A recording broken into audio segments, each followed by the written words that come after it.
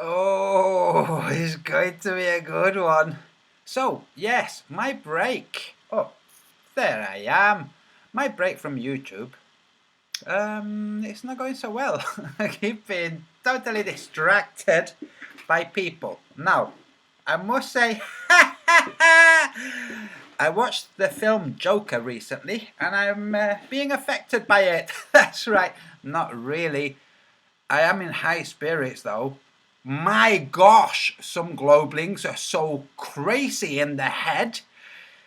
I'm going to show it.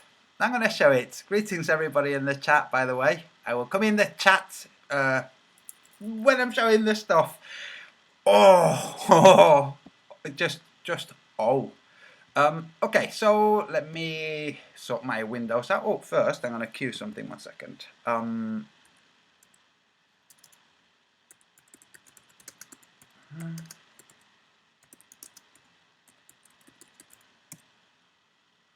Just a second.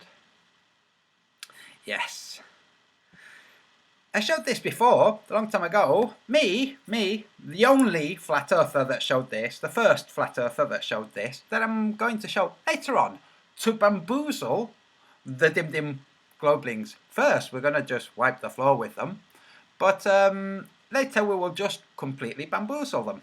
See if they can maybe get their head around the concept that motion might not happen the way they think it does. So, and I hope you like my hat. I've got this made out of chocolate cake because the globelings, they're jumping on me like I make out of chocolate cake. So, first thing I'm going to do is this. I'm going to just show some work. That's all. I'm just going to show some work, you know. It doesn't have to be all serious all the time. I'm just going to, you know, show a little bit of work. There might be a point to it, but I'm not going to tell you just yet. First, just, well, enjoy. This was made by the Daytime Nighttime guys and myself. And this time, definitely collaborating and knowing exactly what was going on. So, enjoy. Some of you will have seen this before.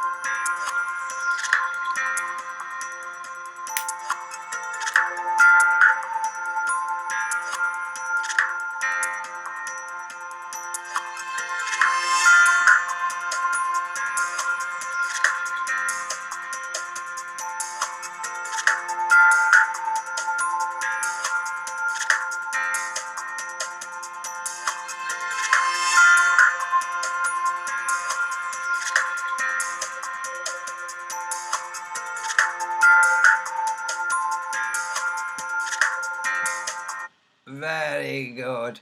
Another drawing, the video itself. Now, just bear with me a little longer. Next, we're going to look at just a couple of, well, original paintings. Just give me a second. Here we go. So, here's a painting. I call it Sterile Swamp. Why? Because it looks so pristine and clean. It's just, you know, a picture of a, well, pretty swampy area, or at least very, very watery. And notice the light and shadow. Now there's this painting. It's two paintings, right, side by side. That's the line in the centre. And some people might say, oh, it's cliched. Come on, that's cliched. A meandering S-shaped river. Okay, well, take them and put them this way. It still works because I know about light and shade. So you can have it this way if you like, or this way if you like. It is the same two canvases. So here's two canvases, and if you take them and well, swap them over, well, you have this. Okay, if you see the painting itself, you can see more detail in the center near the front tree, the tree in the foreground, and you can see that, well, it works. Now let's look at this one. This is impasto. I don't particularly like impasto. That's where you paint mainly with your palette knife. And but you know, just light and shadow. Let's see. And here's just, you know, a seascape. And here's a very simple seascape as well. Okay. And here, oh, what's this? That's a big painting. What is this? That's the side of a shed. That's right. Look, it's a shed I painted. Yeah, so, light and shadow. Light and shadow. And there's me painting it. That's right. A couple of summers ago. Why am I showing all of this? Well, I will show you. Let me just do this. Okay. So you just saw some and they're not the best paintings in the world. I'm not saying they are. Okay, don't start getting all, oh, I can do better than that. Although I have to say, some time ago, I did have I've shown my paintings. That's the second time I show my paintings on this channel. First time, a Globelink who was arguing about gyroscopes then moved on to arguing about how he was better at drawing than me, which is okay, great, get to show me some of your work. So he shows me some of his work. It's not his work. It's well-known work, and it wasn't by him, and some of that work wasn't actual drawing. It was a photograph processed through a program to make it look like a drawing. And when I pointed this out to him, he went completely silent. We've been discussing back and forth for 4 or 5 days. When I pointed that out to him, I said, oh, I like how, I said something, he drew. He showed me some of his actual work. It was very infantile. The guy was in his 50s and he was drawing elongated alien type creatures with kind of humanist manga style human heads. It was great for a teenager.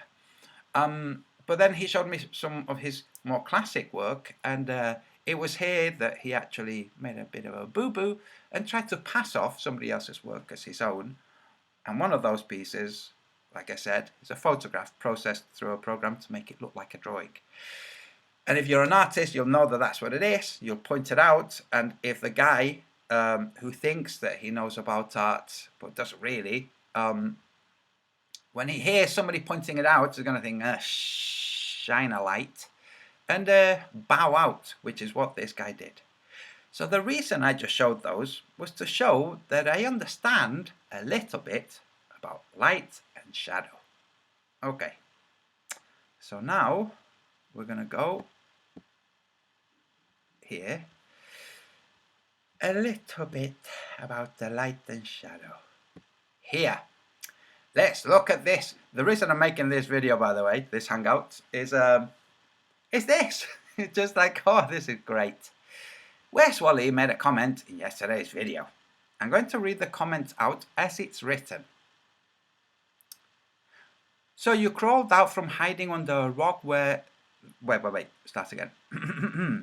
So you crawled out from hiding under a rock, but where is the review of the Starman video that I made? It answered all your questions and then some. You have seen it, I am sure, and you were unable to comment, it seems. So I am assuming you saw that the anomalies were not a problem at all, and it was just you misunderstanding the simple concepts of light and shadow. Hardly surprising. Misunderstanding the simple concepts of light and shadow. First, so, okay, I'm going to read my answer. Wes Wally, man, relax. You make a lot of assumptions, including assuming that when I take a break, I instead do not take a break. So, hear this nice and clear. I have been on a break. I mentioned this in the very video to which you are commenting. And as disheartening as it appears to be for you, I have not seen your video. Did you paste a link to it at all? In any case, I will take a look later today. But, although I am yet to see it, I can pretty much rest assured that you failed to address several things, in which case I will point those things out. Thanks for all you do for me. Say hello to Woofy. Okay, so, the poor Dim Dim, okay, is under this impression. He saw the video, the hangout, where I said that I was taking a break. So he somehow thinks that I wasn't, that I saw his video and somehow it was like, oh, this is crippling to me. I was unable to comment. He didn't, somehow the thought that maybe I hadn't seen his video. Maybe I hadn't seen his video because, well, I was getting a bit bored of him, but also because I was taking a break. That possibility hadn't entered his mind. So he writes, you have seen it, I am sure, and you were unable to comment, it seems. Now, there'll be some of you, I know at least one person in the chat, who will be hearing me read that and chuckling to herself. Because this man, Wes Wally, calls himself a scientist. One thing that you must have, if you're going to be a scientist, is the ability to write properly so that the ideas that you're discussing are understandable. For that, things like commas, colons, semicolons, even hyphens are used, you know, to make what you're writing understandable. You know, otherwise it can be a little bit, well, misleading, confused, unclear, just like what he's written there. I'm not going to go into all of the grammatical errors, but just to highlight mainly that his response to me discussing how you can't have an object that's illuminated by another object that's somehow shaded by that from that other object by nothing. You cannot have something shaded if there isn't something to do the shading. Okay? And he, Mr. Wally, says he has addressed these anomalies, and they were not anomalies, it was just my misunderstanding of simple concepts of light and shadow. So I went to look at the video. I skimmed first, he meanders a lot, addressing all kinds of other things, until he gets to this point, and just, we don't have to watch all of it, I mean, we could do, but just here, it's like, oh my good Lord, how stupid is this man? You might assume he's a bit stupid from how he writes, but there are cases of very intelligent people who, for whatever life circumstances, possibly dyslexia, don't punctuate well.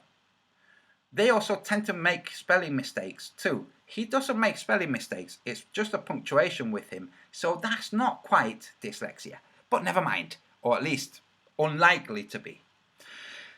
So we're going to watch this video. Let's see.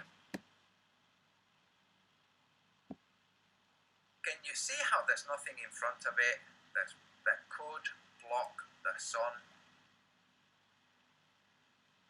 Do you see, Wally? So when the roadster is illuminated and like so, where the earth is gibbous, it is lit from up and to the right. There's light now falling into the Tesla roadster from the sun, but somehow not onto the Tesla roadster. Did you see that? Let's go back. Can you see? Oh, there's very faint light. In fact, it's casting shadow. I mean, this is just so much worse. There's light that's casting the shadow of the frame that's holding the camera. That light, which must be sunlight, is somehow so weak it cannot illuminate the actual paint job. Wow, Antonio, you can even see the sun's casting a shadow on the front of the car and you still don't get it, do you? The camera is stopped way down. By him repeating what I have highlighted, he's not actually doing any favors for himself. Listen very carefully to what he's about to say. I'm going to go back. So much light reflecting. You can see the sun is somehow so weak it cannot illuminate the actual paint job. Wow, Antonio, you can even see the sun's casting a shadow on the front of the car and you still don't get it, do you? The camera is stopped way down. There's so much light reflecting back from the white matte spacesuit, and all the light that's hitting the red, highly polished Juco of the car is not coming back. There's no backscatter from the red. The light is only backscattering from the white. I'm just going to pause it here. I'm going to try to make the screen larger and just see whether anybody else can, well, spot, would I? Spotted immediately, and for some reason, most of the people commenting on his video somehow did not spot it. I'm leaving it right there in the screen. I'm going to look for people in the chat to see if you can spot it. Remember, actually, I will replay the portion. It's precious. Well, let's be polished way down. There's so much. Tanya, it must be sunlight. Is somehow so weak it cannot illuminate the actual paint job. Wow, Antonio, you can even see the sun's casting a shadow on the front of the car and you still don't get it, do you? The camera is stopped way down. There's so much light reflecting back from the white. The camera is stopped so way down. So the aperture has been played with or has self-adjusted because there is so much light scattering from the white of the suit. Listen. Reflecting back from the white matte spacesuit, and all the light that's hitting the red, highly polished Jugo of the car is not coming back. There's no backscatter from the red. There's no backscatter. There's no scatter in space. You need atmosphere for light to scatter. That's diffusion or diffraction. Dim. You mean reflecting. No light, reflecting. Not scattering, moron. So we can't see any red. Is that what you're saying? I can see some red right there. And it's red from the paint job.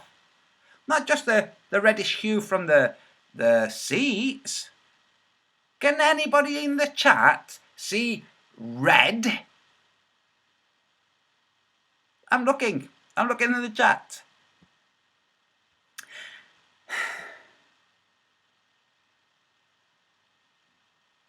Human Sheeple says globalists should really lay off the vaccines. They really should. They should lay off the fluoride, that's for sure. Dan W. Wing mirror. Never mind the wing mirror. What about the door frame? Look at the door frame on the left. What's that portion of red? Scattering. What moron says like scattering when this object is supposed to be in space, where there's nothing to scatter light?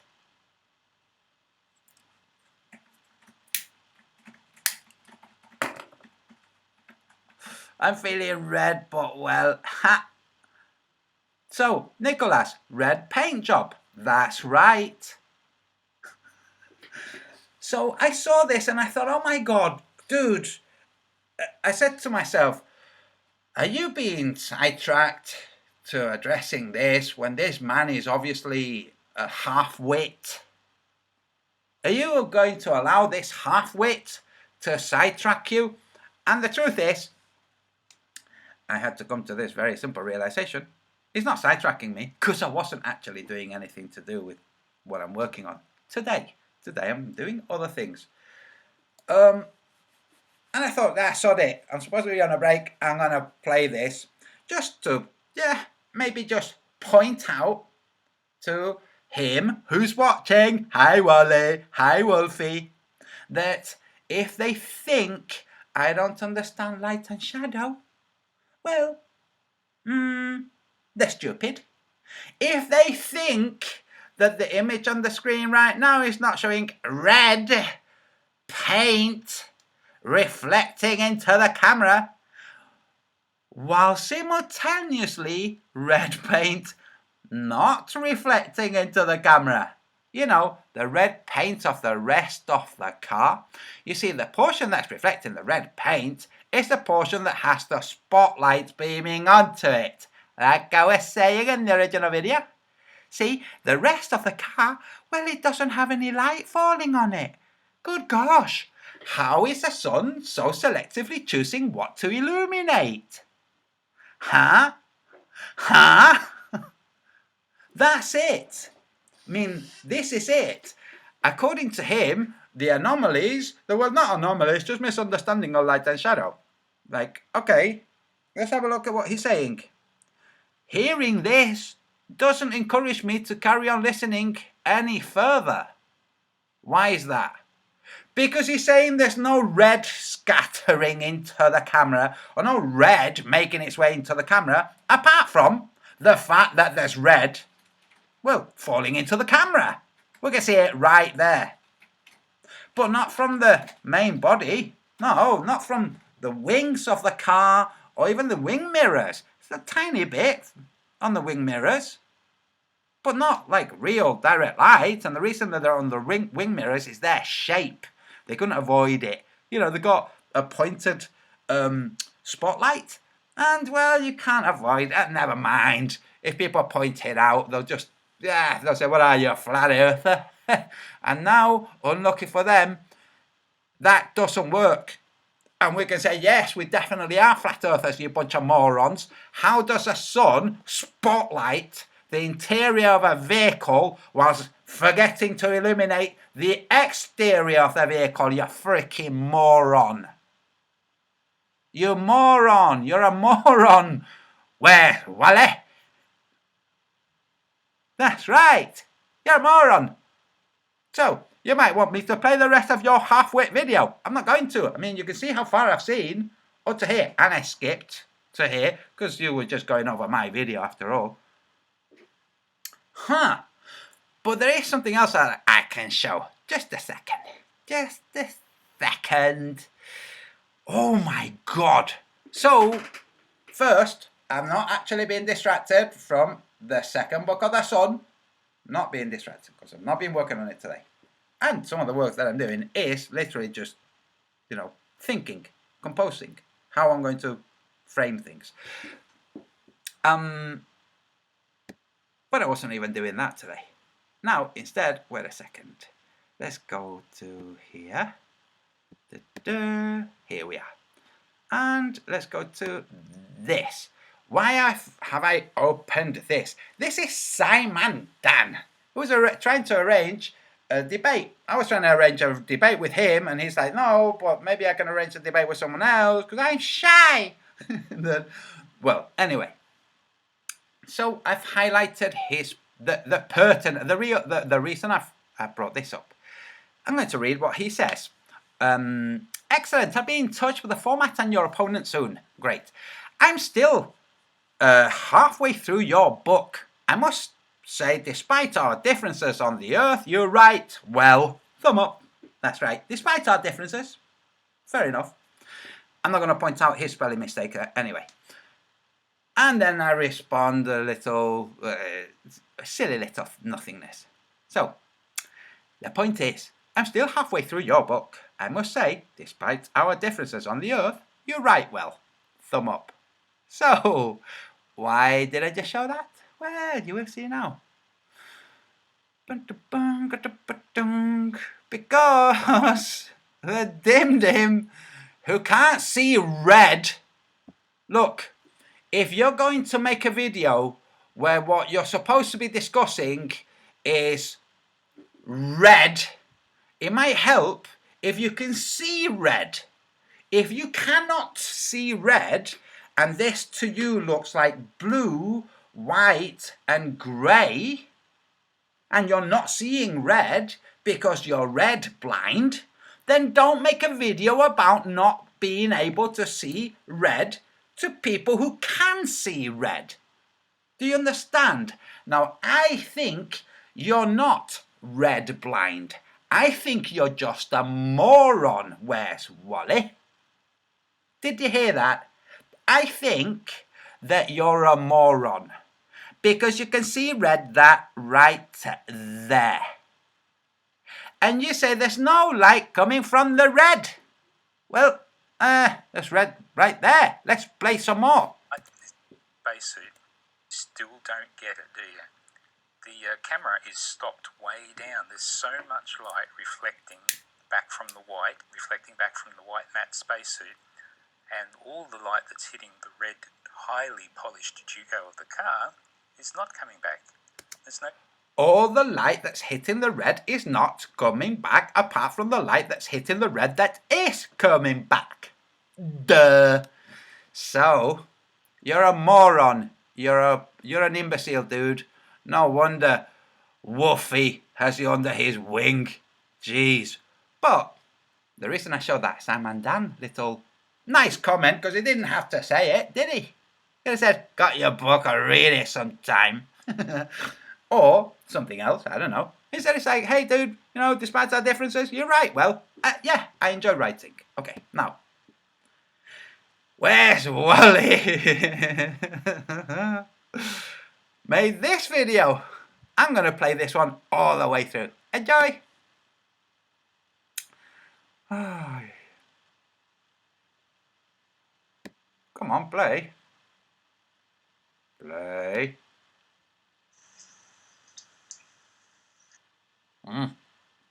It was playing and now it paused. And now I have the little wheel going around with the gay colours. The rainbow circle colours. It will come. There you go. Okay. Oh. It's doing the... It did that thing. Now, I'm just going to say this. Okay? And this is just simple. This is just a very simple thing. Where's Wally? Okay. We know that there are some half-wit, crazy globelings out there. There are also some crazy, half-wit flat earthers out there. It might be a good idea to not show your home address on a video. Okay. If you live alone, that might be alright. But if you do not, if you have a wife, children, grandchildren, that's a stupid thing to do. So don't do it again, you freaking moron. Let me rewind. And I'm saying that out of the kindness of my heart, the goodness of my heart. Don't be a freaking moron and show your address on a video. That's just a stupid thing to do, dude. Jesus Christ.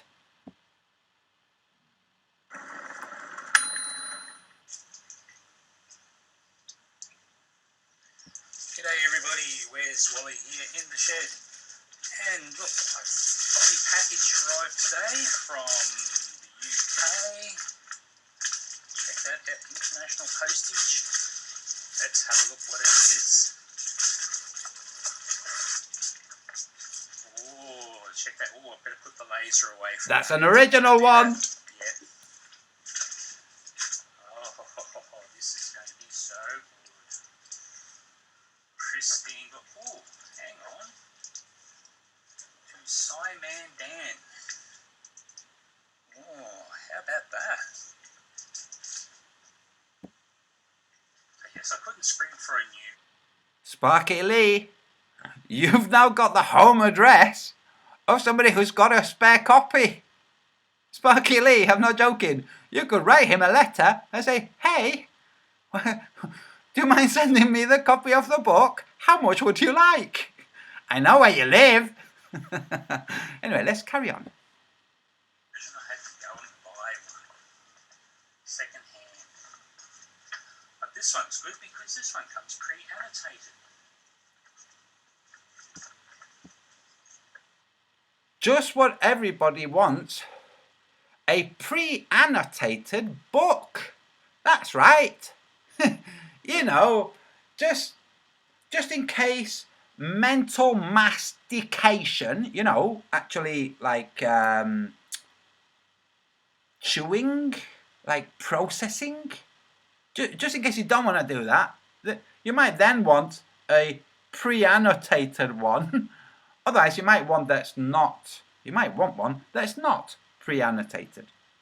Now, I would love to see this book because I would bet that what it's saying is, nah, I don't think so. No. Oh. This is going to be so good.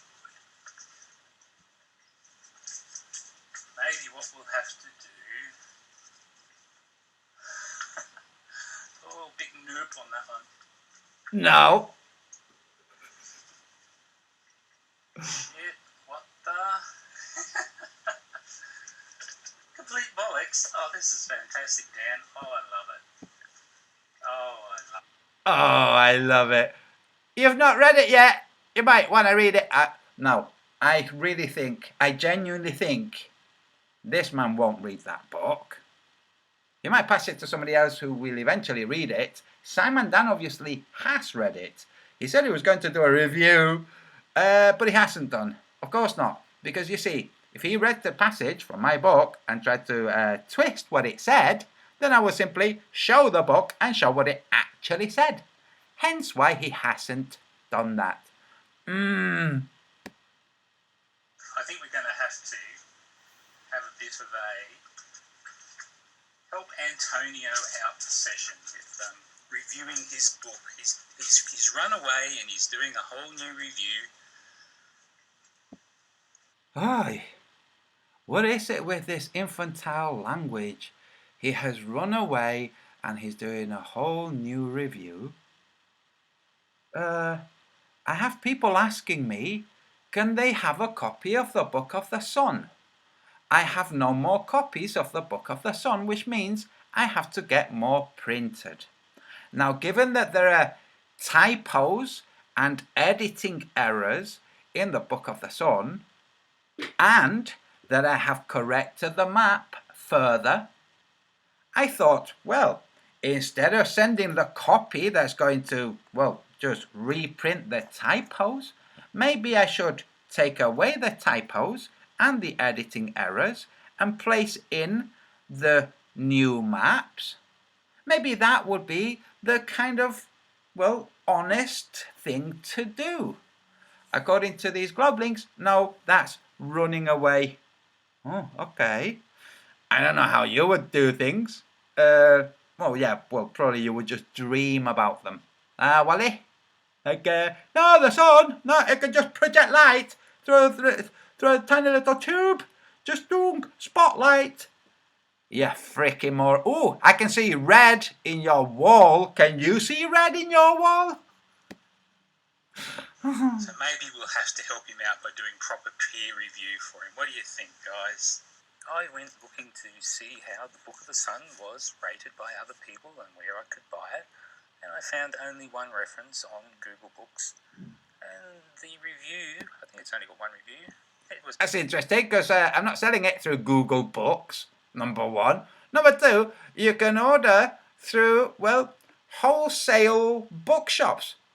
They'll take your money and tell you it's going to be about 2 weeks. And then 2 weeks later, call you and say, we've refunded your money, if you pay by card, because we're out of stock. That's right. But let's carry on. This is what some people said about it. Oh no, oh my gosh, this is just such a shock. I, as the writer, would never have expected Globlings to disagree with it and find fault. This is just such a shock to me. Hilarious. It says, the idiotic rantings of a flat earth believer. He believes that he is a genius, thinks that Einstein is an idiot. He has made a ridiculous flat earth map where South America is on the other side of the flat earth plate to Africa. He thinks aircraft fly faster to fool us all into believing the earth is a sphere. Oh, well said, whoever put that up, well said. Don't mention the ships. Don't mention the chapter and a half on ship speeds. Don't mention that. No, mention the half a paragraph on plane speeds. That's right. That's what you do when something's made out of chocolate cake. Looking for the impact factor for Book of the Sun, of course. Impact factor. I did not know of this concept. This impact factor. I learned some. You learn something every day. I didn't know that there was this thing called impact factor. Hey, good Lord. Good Lord. Impact factor. How often things are mentioned? Oh, that's interesting. I wonder how much impact factor the terms vaccines are not safe Has. Isn't one because it's probably never been cited. And just for those people who don't know, impact factor is some sort of rough measure about how important a particular journal or article is. It's basically a measure of how many times per year does this article get cited in other articles. And I guess when you think about it, this is one of the reasons that science works. Now, the impact factor is how many times a year something is mentioned in other articles. Well, it hasn't been a year, first of all. Second, so all it takes is for people to ignore something. Is that how it works? Is that how it works? If the world of science ignores something, then that something's just not true. Is that how it works? Because that's how it worked with Nikola Tesla. And now it turns out, oh, no, they were. All of the things that he said, no matter how out there crackpot teleporting thoughts ideas he said, they're all actually real and doable. Oh no, but they didn't mention them back there. There was no impact factor. You complete imbecile. Wally, listen, seriously mate, you don't know how much you're showing just how corralled your mind is. You don't realize that that's what you're doing. You're simply showing the limits of your corral. Because the good bits of science, the bits that actually work, get cited and get built upon. The bits that don't work get laughed at, mocked, pushed to one side and squashed down and never to be seen again. And that's really... You might want to know this too. Where's Wally? The term is quashed. Quashed. Not squashed. Squashed is like, you know, compressing something, squeezing. That's to squash. To quash, as in to quell, as in to put out a fire or thirst. To quash is not the same. It's not the same word. There's no S at the start of it. And this comes from somebody to whom English is a second language. You're welcome. Why guys like Antonio and Nick don't like YouTube and all the other places which try to squash them. Wait. I have to play that again. He's now saying that me and Nick, that's Forget Word, that we don't like YouTube because YouTube tries to quash things. He says squash, but he means quash. I made a video when everybody was complaining about YouTube demonetizing and stuff. I made a video saying, hey, it's YouTube's house. You don't want to play in the house? Then you go somewhere else. Like, that's what I did. You haven't heard me complaining. They killed my channel. You haven't heard me crying. Why would you give the impression to your viewers that people like me and Nick Forget Word, whose main source of catharsis regarding all these ideas and thoughts on the flat earth, the main source, the main outlet is YouTube? Why would you say that we, well, resent YouTube? That's not true. And you know what it means when you say something that's not true? It means you've said something that's a lie. That's right, Wally. Well, let's continue. Why guys like Antonio and Nick don't like YouTube and all the other places which try to squash them. They don't like people coming in and telling them they're wrong or doing peer reviews, so then they block them and they sit happily in their little echo chamber believing everything that they're saying is right because only the attaboys are there telling them they're good. Where's Wally? Look, I hadn't actually listened to this video all the way through. It's good for me because I can now point out, and the people out there will know that I'm just a straightforward, sincere guy, and I'm not pretending that I hadn't heard this part. But I can point out now that, look, dude, you're saying that, and I'm going to refer to me, just myself, not so much Nick, although I'm pretty sure he does the same as me, that all that we do with naysayers, or people who contradict us, is block them and sit in an echo chamber. I'm showing your video. You are not blocked. You have a wrench on this channel. What are you talking about, dude? What are you talking about? You can see people making negative comments all over my channel. They're not banned. What are you talking about? Why are you lying to your viewers? Because some of your viewers view this channel too. Now, just to be perfectly clear here, some of your viewers will be questioning the whole thing, leaning towards Globe, but some of them will be seeing the tactics that you're using and will think, why is Wally warping and distorting? Actually, come to think of it, he did say that there's no red scattering, but Antonio's just shown red in the portion of the video where he said that there was no red. Why is Wally doing this? Is Wally stupid or is he dishonest? If he's stupid, maybe I'd better question the facets of the real world in terms of what he thinks is the real world, a globe. Maybe I shouldn't really be endorsing that, given that it's endorsed by a moron like Wally. Maybe. Do you understand? You being deceitful is more likely to turn some of your viewers away from you and possibly towards real investigation. Why is there no sunlight falling on the Tesla Roadster? Could the Tesla Roadster be fake? Could that be why Elon Musk said, you can tell it's real because it looks so fake? Which is literally a retarded thing to say.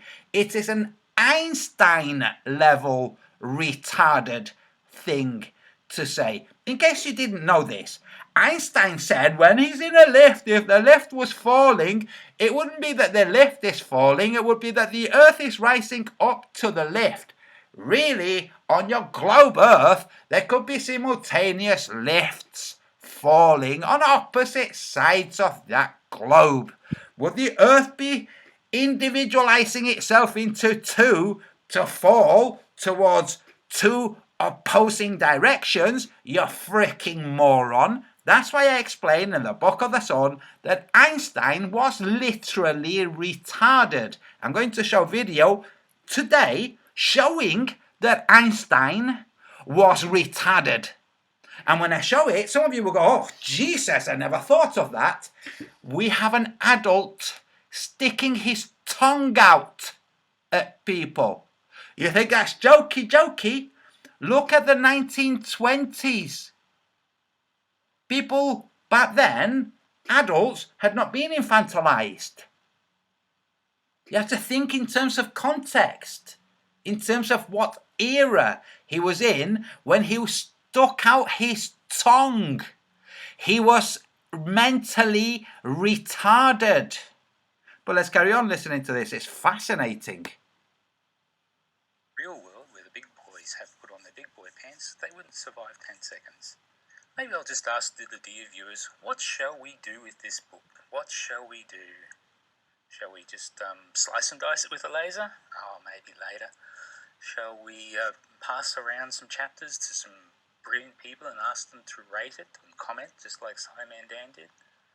I was thinking of making it like a travelling pants book, where we pass it around to all different people, like, Wolfie or Greater Sapien, Red's Rhetoric, Sean Hufford, Blue Marble Science, Bob the Science Guy, and just let everyone have a go at it.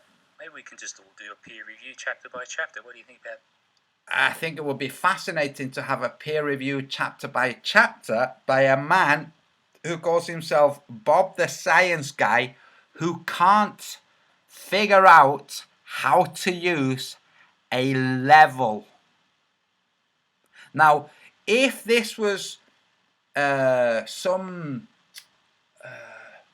I don't know, some comedy film, some absurdist film, if the real world that we're all living in was instead an absurdist film, in that absurdist film, if they had a guy who calls himself Bob the Science Guy, who tries to show that the horizon does not rise to eye level from maybe 6 meters above sea level, not 600 or 6,000, no, from maybe 6 meters above sea level, by using a level that's angled up so that he can film along the edge of the level to show, oh, look at the horizon drop, and accidentally show that the bubble is indicating that that level is pointing up into the sky. It's not actually level. If they did that in this absurdist film, people would think that's too freaking absurd. Well, lo and behold, it's actually been done in the real world by a real freaking globeling. Go ahead, pass my book to your peer reviewers. It would be fascinating to see what their responses were. Like, it really would. It would be, to me, it would be absolutely hilarious. I think at some points there might be something that really makes you go, oh God, that's a good point. But other than that, it would be hilarious. So either a source of understanding and knowledge for me, or great humour. I win both ways, so please go ahead, moron.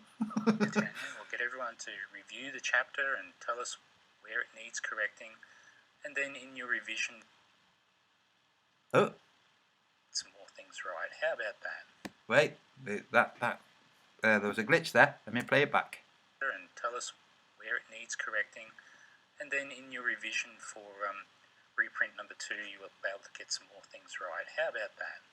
That would be wonderful. Oh, is that it? That's it? That's the end? Okay. Now, let's see. I'm waiting for my system to respond. Einstein interview. There should be lots of videos. You would think there would be at least some video of Nikola Tesla. You know. No. You think there'd be lots of videos, like considering that they tried to excise Tesla from history, which, by the way, they really did try to do. Now, it turns out, oh, not really. And some of it thanks to Linda Goodman, an American writer.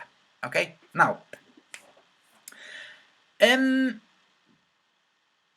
some of you will not know this. They tried to take Tesla out of the history books, out of the school books. Just have this unit called the small t for magnetism or for Gauss, you know, just a tiny little thing. Oh, that's just after somebody. No, no big deal. But it didn't. We managed to rescue that. We managed to rescue Tesla from the memory hole. You would think there would be lots and lots of video of Einstein, considering that he's the puppet, the mascot used by the mainstream media. Okay, yes, that's right. I said mainstream media. So let's have a look-see. Okay? 3. And we're going to look.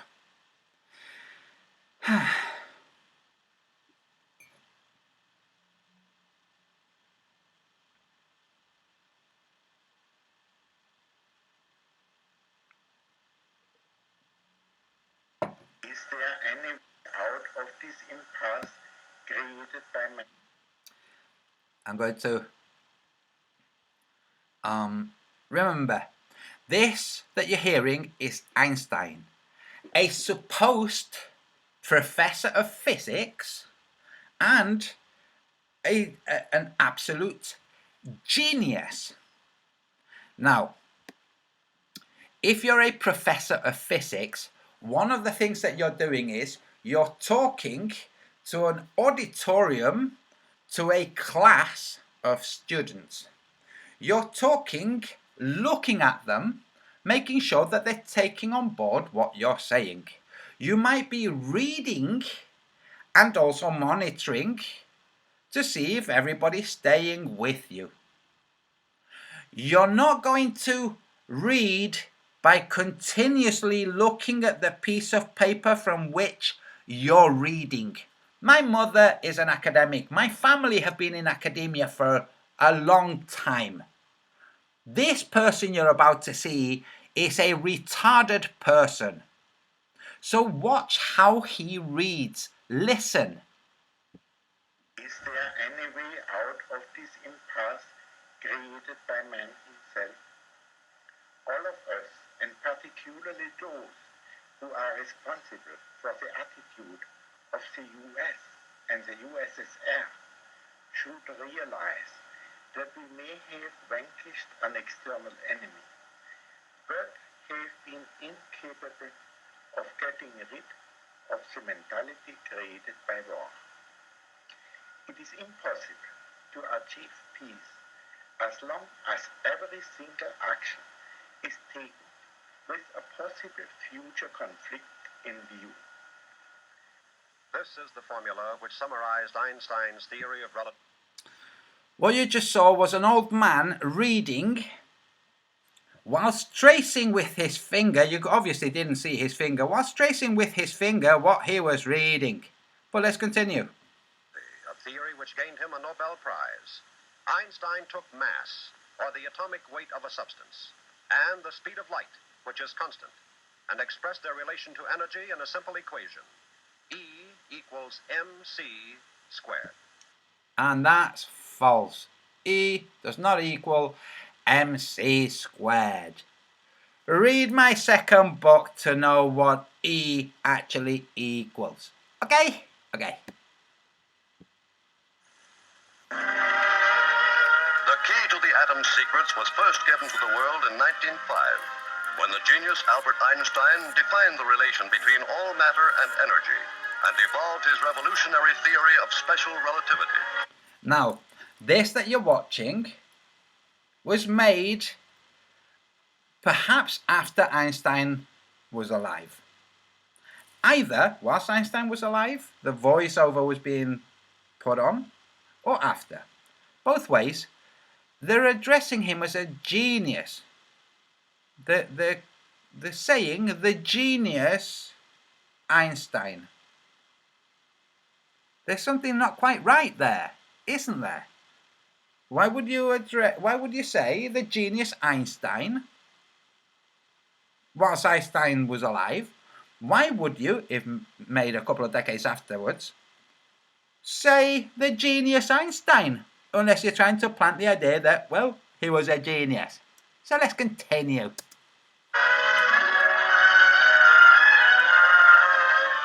Then, encouraged by their successful progress, Szilard discussed with Dr. Einstein in the summer of 1939 the results of their findings and stressed the urgent need for action by the U.S. government. Conscious of the disaster which would inevitably follow if Nazi Germany should be the first to succeed in releasing atomic energy, Dr. Einstein decided to write a personal letter to the president.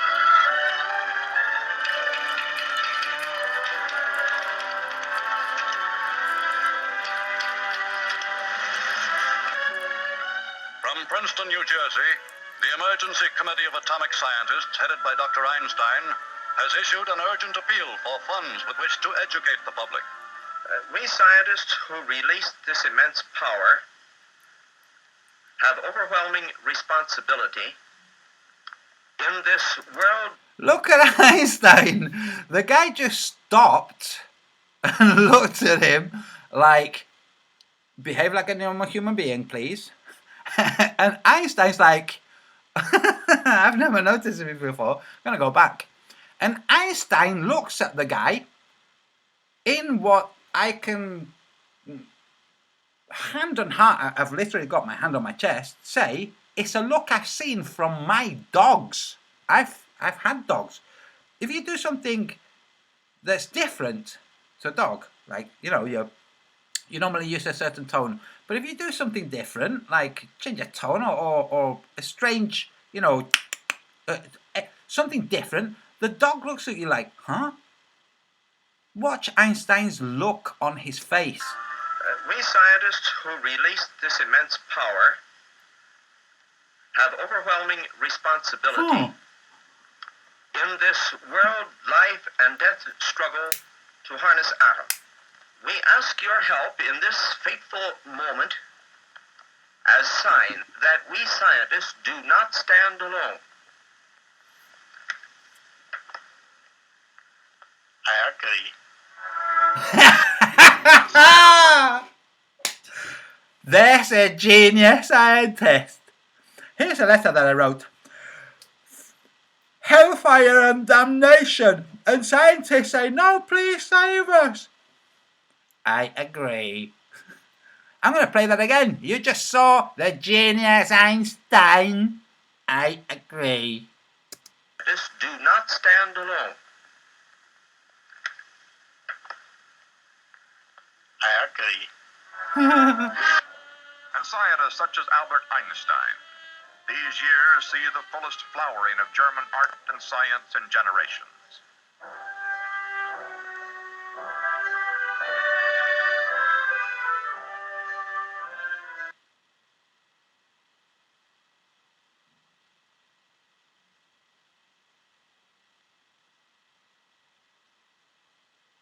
He just said, when can I go home? Watch his lips. He says to the guy in the bow tie, watch. When can I go home?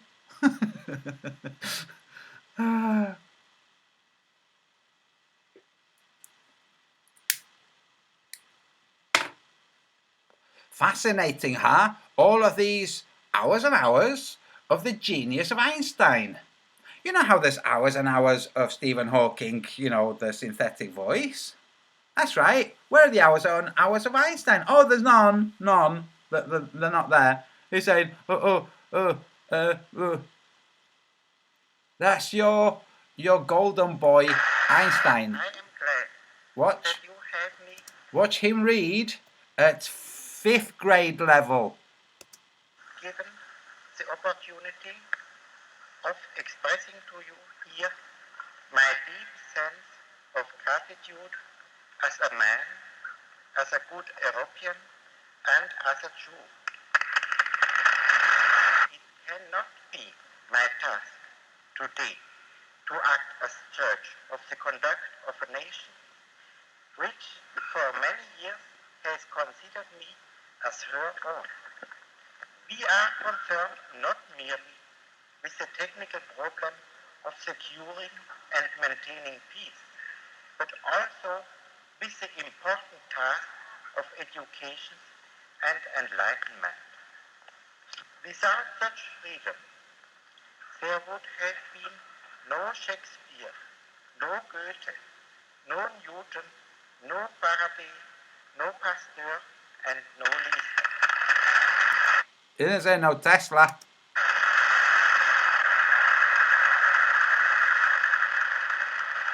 Dr. Albert Einstein spoke.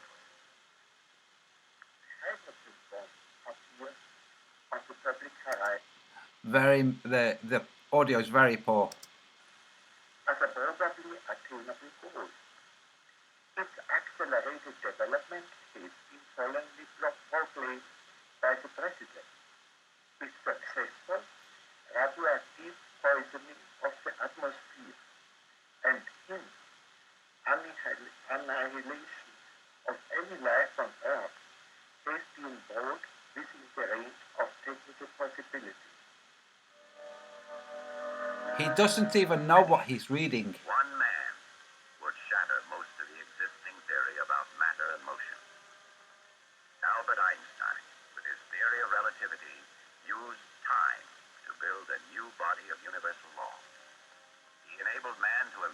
last on the total adventure. At Princeton, New Jersey, Ben Gurion met with Dr. Albert Einstein. Ben Gurion, recently voted back into office in Israel, forecast peace in the Near East despite border clashes. Well, well, well. Let's go and look at some other. See this. There's a different video of Einstein. Oh wait, there was one there. This one. Is there any way out Oh of no, this 20 surprising facts about Einstein. He didn't wear any socks. Is there any way So let's. It's interesting. Let's see this one. Albert Einstein interview 1940. The Immigration and Naturalization Service of the United States, in cooperation with the National Broadcasting Company, has invited a number of naturalized citizens to talk about the American citizenship which they have recently acquired, a possession which we ourselves take for granted, but which is still new and thrilling to them.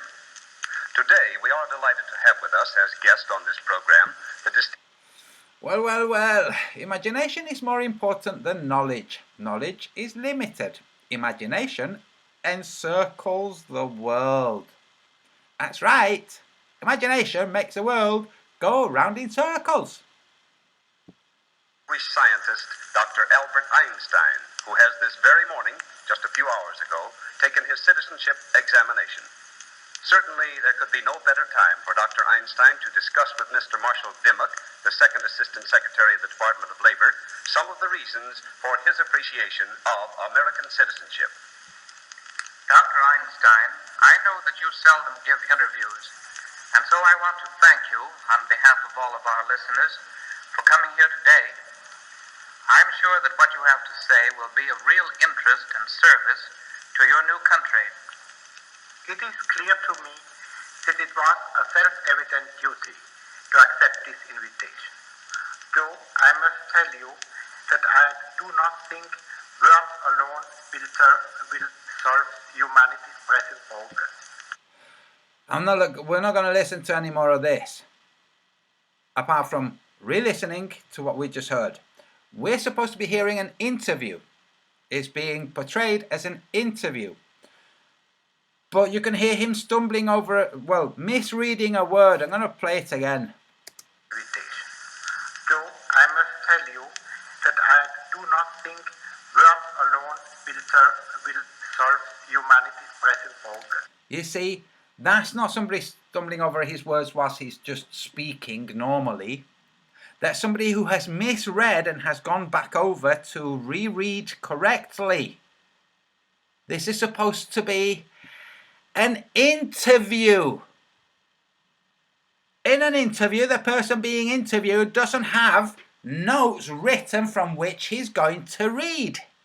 That's not an interview.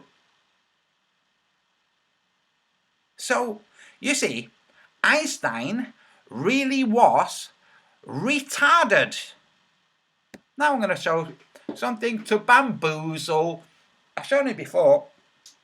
And like I said, it was me that showed this first. Just to let everybody know. Some of you already know anyway. But there's a certain Frenchy man who has a bit of a problem with his ego and stuff. And so I'm saying it for you, Nardine. What you're about to see bamboozles the Globlings. So I'm going to play it. And some Globlings will say, oh, this is a trick. So let's watch it.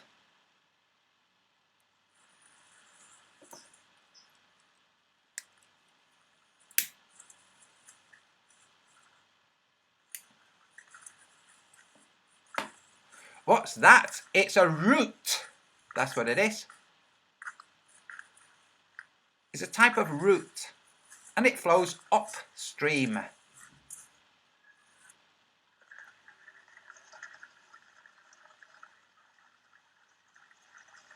It even flows upstream, well, like salmon.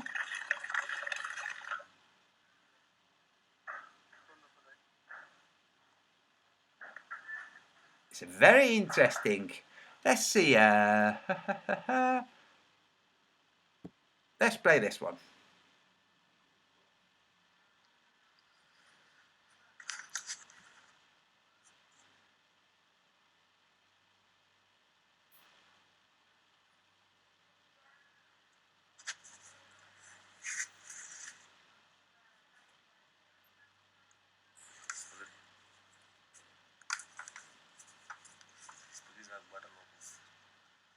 Ignore the shaky cam, it's a very good video. Regardless of the shaky cam.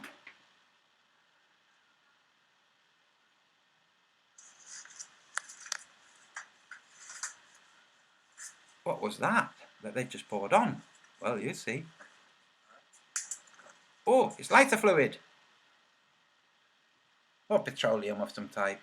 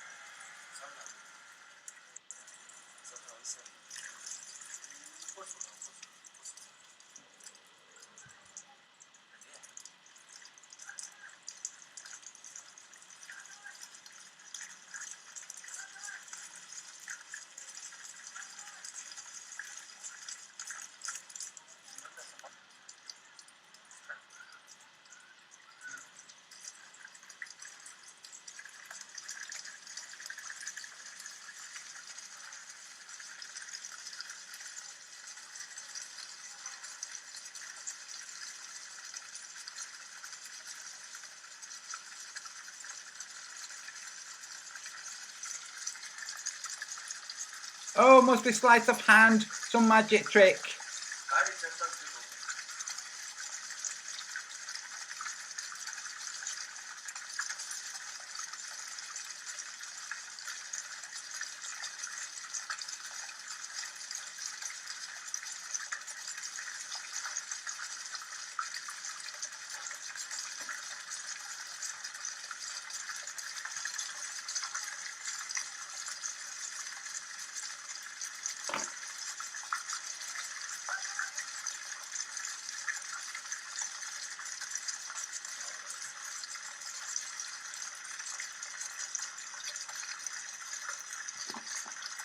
Must say the cameraman's terrible. Pay attention to what you're doing. Okay.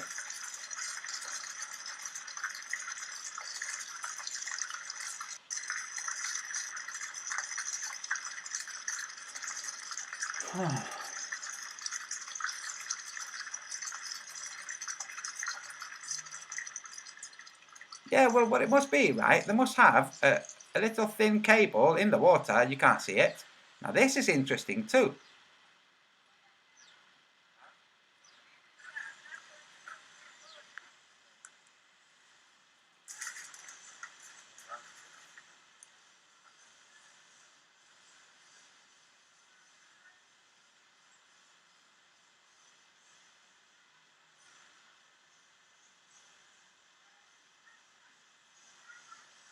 Keep watching, it will be worth it.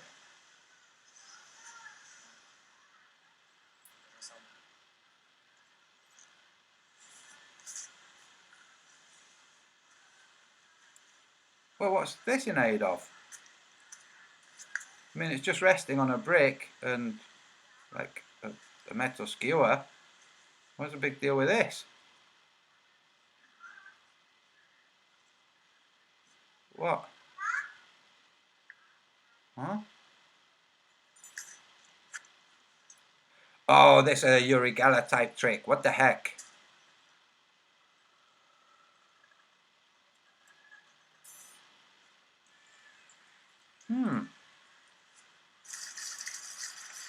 Here's some more hidden thread trick.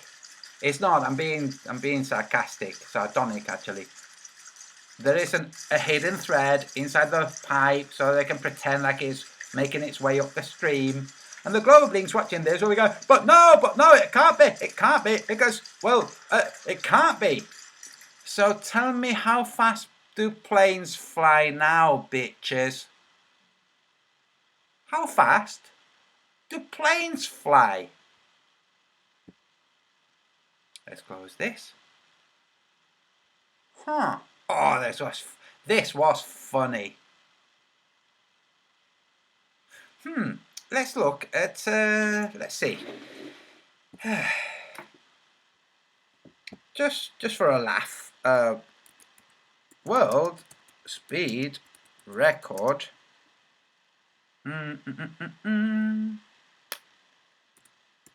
Glider.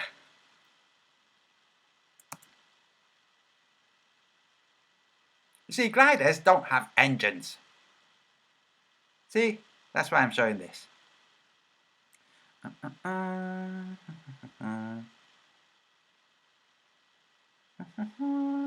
Well, let's look at this one, which obviously I've seen before, because you can see by the red thing. Huh? What? Spencer's world record from gonna do flight.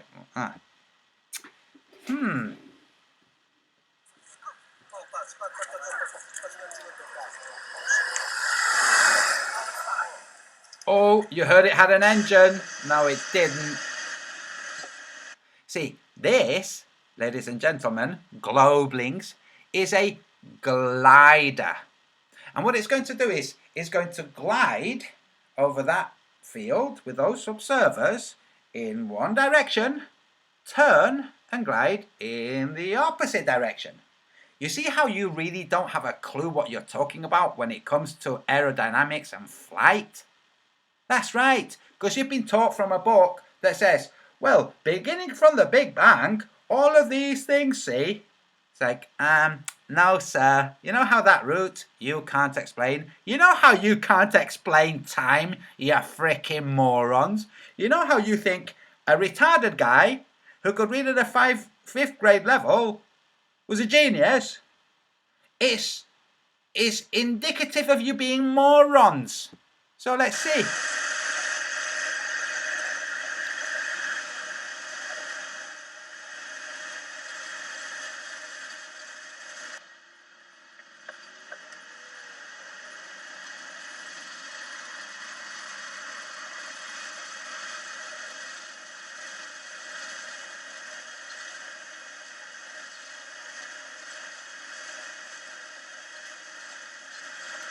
Whee!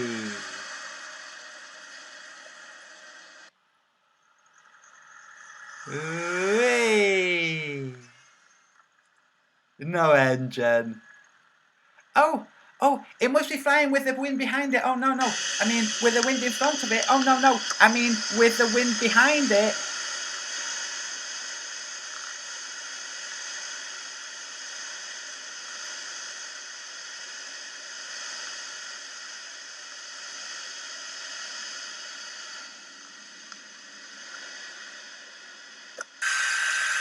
Whee!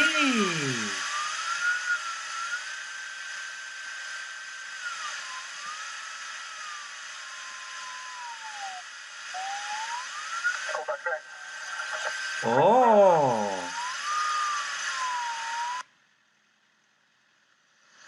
Oh!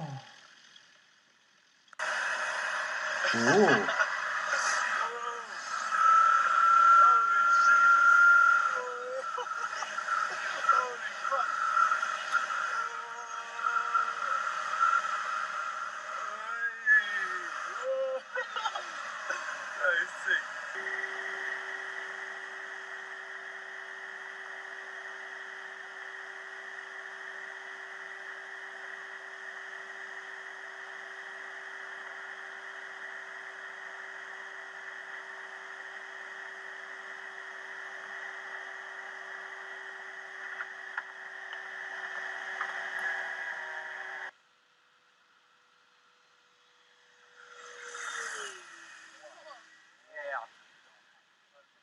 But thrust But thrust.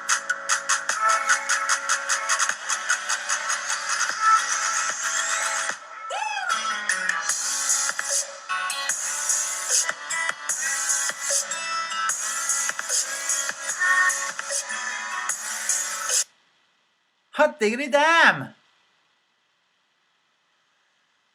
Huh? Oh, I hope it doesn't go up in the sky. Oh no, good. Let's see. Oh, very good. Oh, filaments. It's gonna crash. No, it's not gonna crash. It's going to go up again.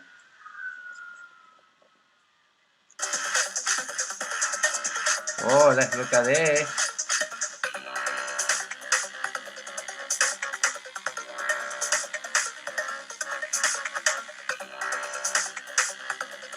Oh, it's going back up. Wow. But there must always be in a constant rate of dropping in elevation. Except for like the world records for time in the sky. Oh no. Oh, look how high it went. Oh. What's happening here? Oh, it's been hit. It's been hit. It's not really. It's a little canister they have so you can see. You make it more pretty.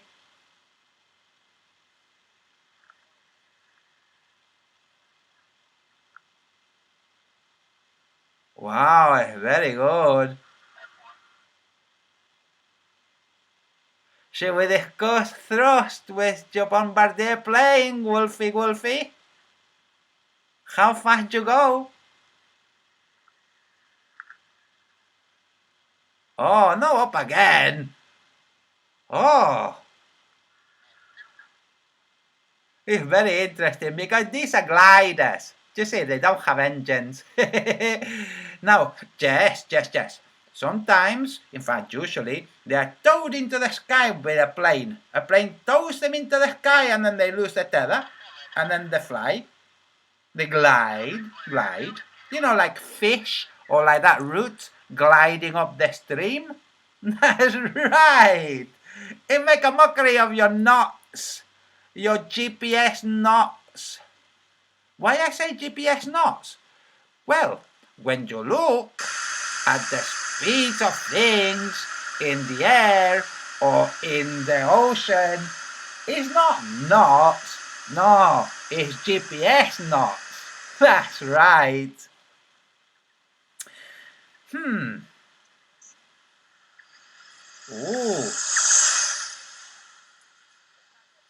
It's so good.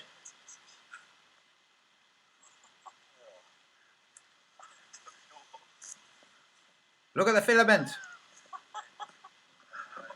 It's coming back. It's like the Nazgul. Look at the filaments. Oh, die werden total nass. Wow. Very good. Anyway, I'm going to paste a link to this in the chat if anybody wants to see the rest of it. So, globlings, look. In the real world, there are things that your scientists don't address because it's a problem for your scientists. Because it's a problem for your scientists, they don't address them. If they addressed them, they would have to face the fact that they have a problem. So, there's not much of that, whatever it was that Wally was trying to show, impact something, because they simply don't address them. I give you an example. The ocean sizes. In the real world, ocean sizes. Okay, wait, I'm trying to paste this into the chat. That's just a link to the gliders. You see, in the real world, you have oceanographers, marine biologists, and marine scientists. and they study the oceans. One of the things that they've done is they've actually measured the oceans. They've measured the area at various different depths, apart from the Mariana Trench and the bottom of Lake Baikal. They don't actually know how deep Lake Baikal is. That's right, they also don't know how deep the Mariana Trench is. They say it's approximately as deep as Everest is tall, but that they have to say something. They can't just say it goes on forever. Good Lord, no. The molten iron core would pop out.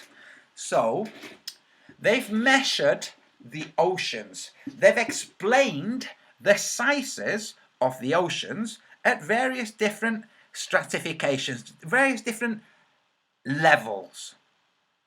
Now, various different depths.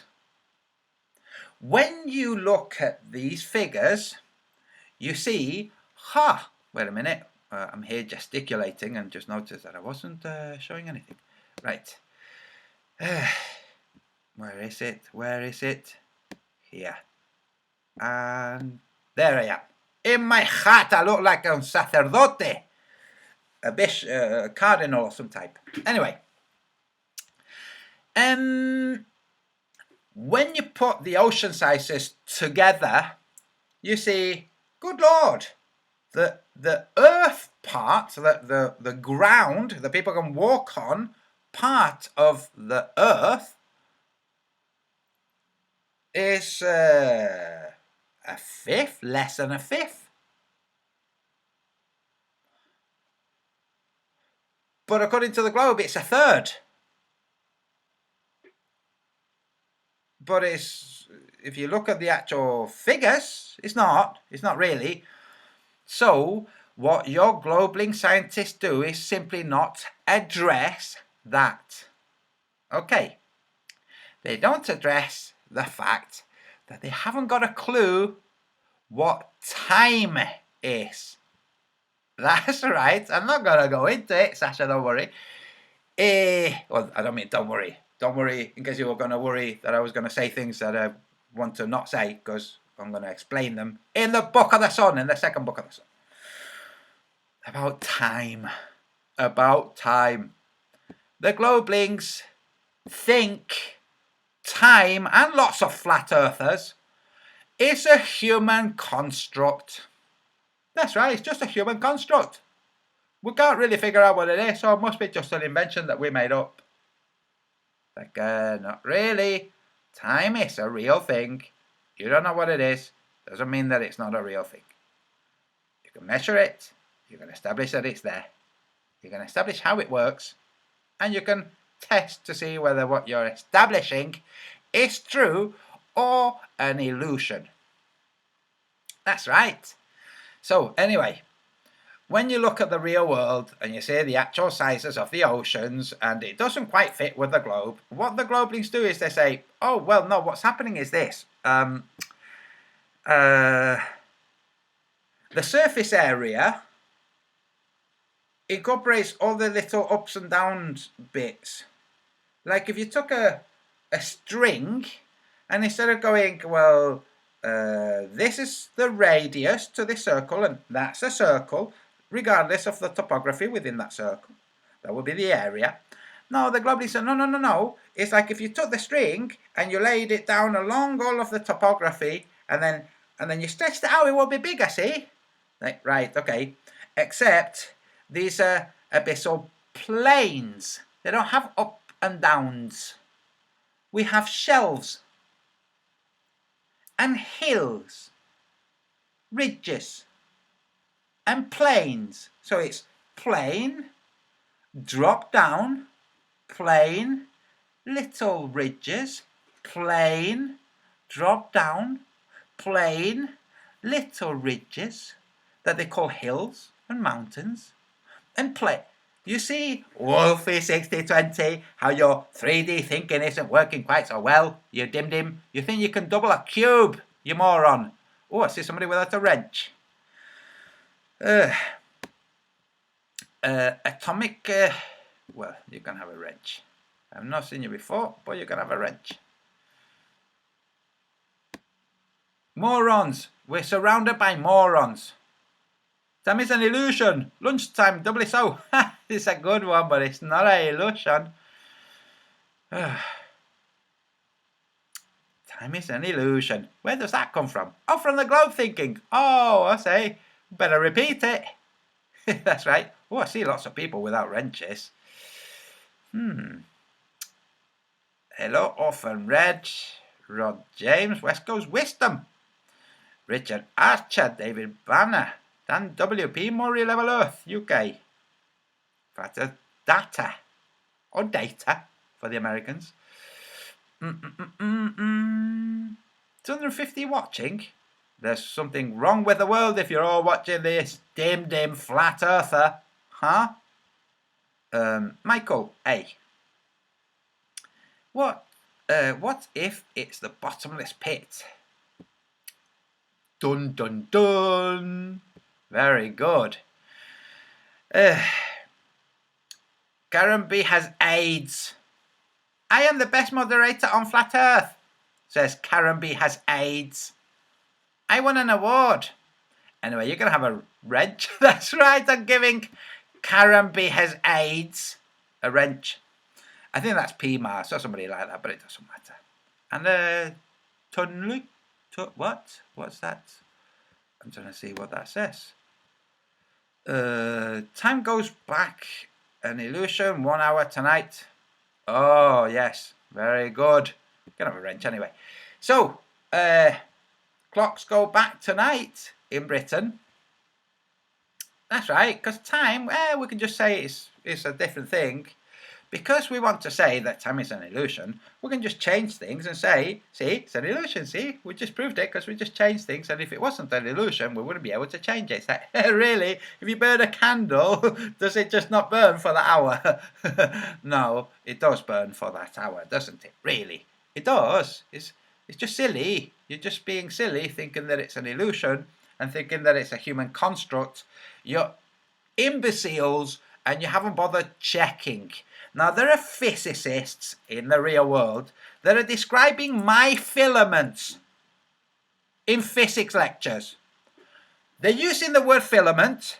They're using the word filamentary. They're using the words beams and rays. But they don't describe what they're made of. That's right. Like, really, you can go and look at the electric universe, guys. You can look at non-electric universe physicists and see ray, beam, that's right, including airy beams, interestingly enough, which bend. Now that might be a bit of an illusion because it's a series of beams and they cause a warping because, and this is for human sheeple, polarity or voltage bends light. That's right. If you look into airy beams, you will see the airy beams bending. What was I going to say, Dagnabbit? I got sidetracked.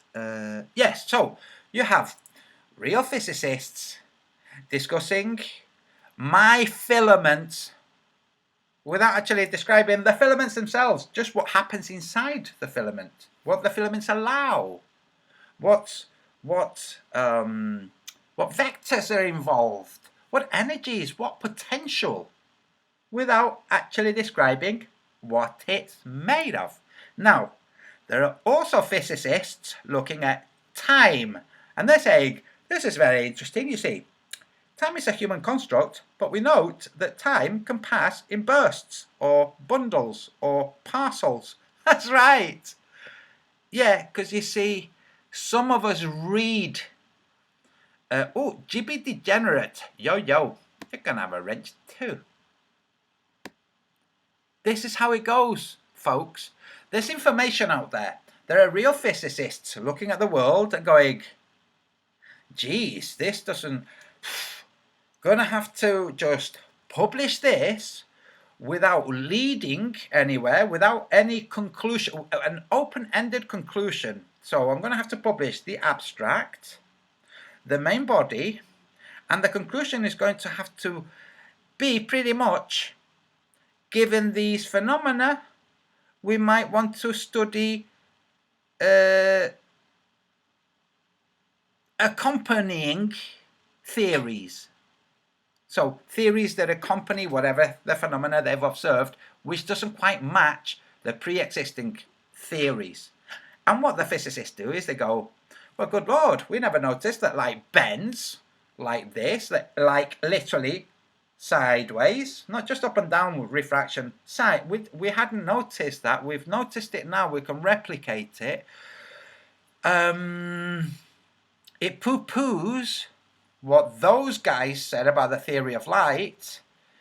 There's these guys talking about the theory of light who are kind of against those guys, but not so robustly. They're not going to say they're outright wrong. They're going to say instead, however. Okay? They're going to say, these guys say this. However, these things happen. Then there are new guys looking, going, these however guys, they seem to be more right, and I've got this. Maybe I should give this to the however guys. Hey, electric universe guys, you want to look at this? Because the entrenched academia is entrenched. And when you have people, I've said this so many times, well, I said this a long time ago. When people pay their mortgages from theories, they're not going to take kindly to people threatening their mortgage, which is what happens when you threaten their theory. You're threatening their mortgages. That's what happens. Human sheeple, I don't know, you're passing something. Oh, lots of people have Discord. Listen, guys, I'm just going to say this. I said it to Dan Falkenbach some time ago.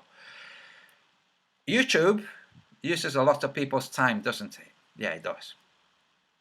Discord uses a lot of people's time. Maybe stop letting your time be used by these platforms so that you can spend time doing some thinking, some looking, some observing. It's just an idea, you know?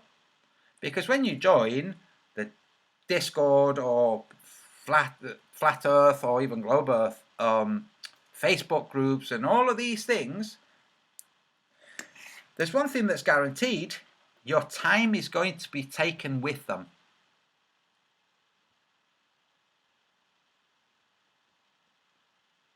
If you don't mind your time being taken uselessly, by the way, useless. There's two ways to use time, fruitfully and uselessly.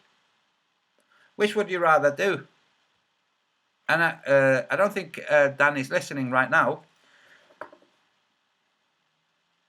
I know Dan Falkenbach, could be doing something so much better with his time than what he's actually doing with the Discord service and all the other things. It's just, and he knows what I'm talking about. And eventually he will do, and I said this to him, to his face.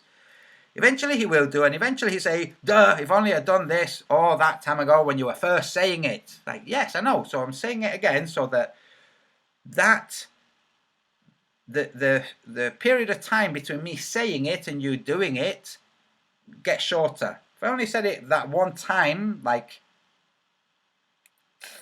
3 years ago, when we first discussed it, then it would be, well, 3 years ago if you started now. But because I just said it now, if you start in 1 year's time, it would be, well, 1 year since I said it instead of 4. Now, of course, it is also 4, but it's since I last said it. So, dude, use your time fruitfully. I see 52 thumbs. I see 55 thumbs. Thanks, folks. Danny Diesel. Danny Diesel. Good to see you, by the way. How come you're not in your original channel? Dan F needs a haircut. Well, Multi-Tom-Tom. Does he really? Does he really need a haircut? Jessica, you can have a wrench. Add mod. Whoops.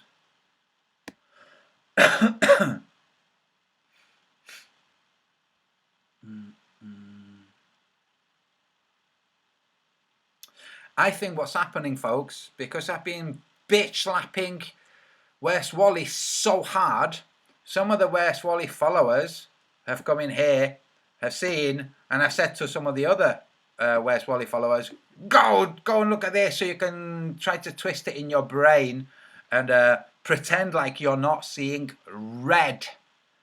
Jesus Christ.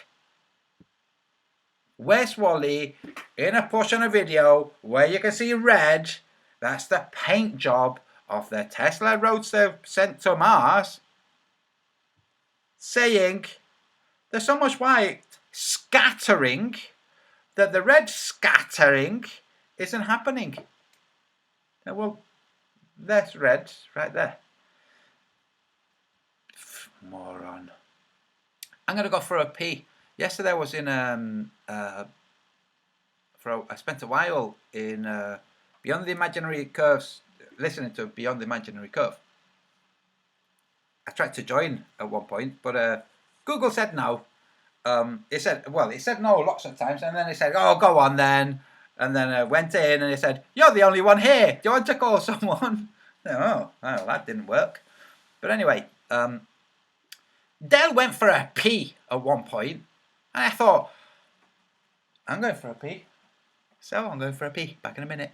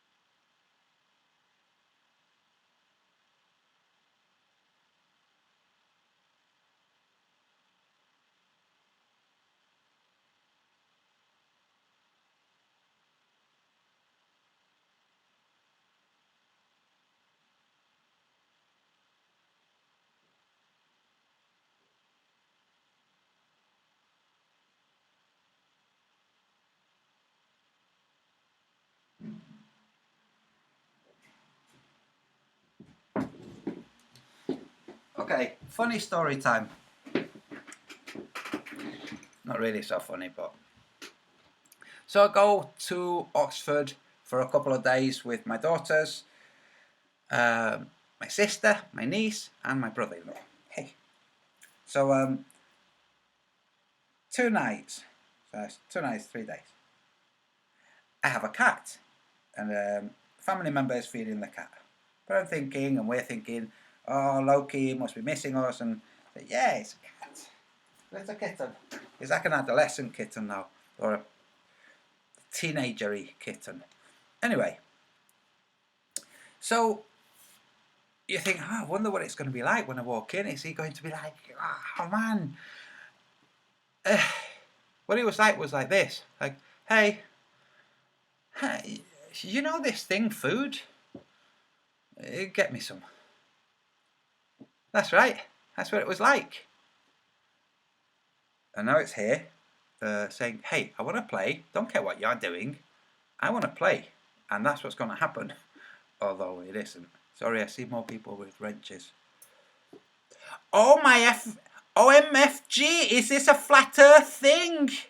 Has been. Is this a flat earth thing? You know what would be very funny? If you use some brains and notice that you can scroll back and watch this flat earth thing. That would be very funny if you had some brains and you used them. What? No. Anyway, you have a wrench. Feel free to make any comments you like.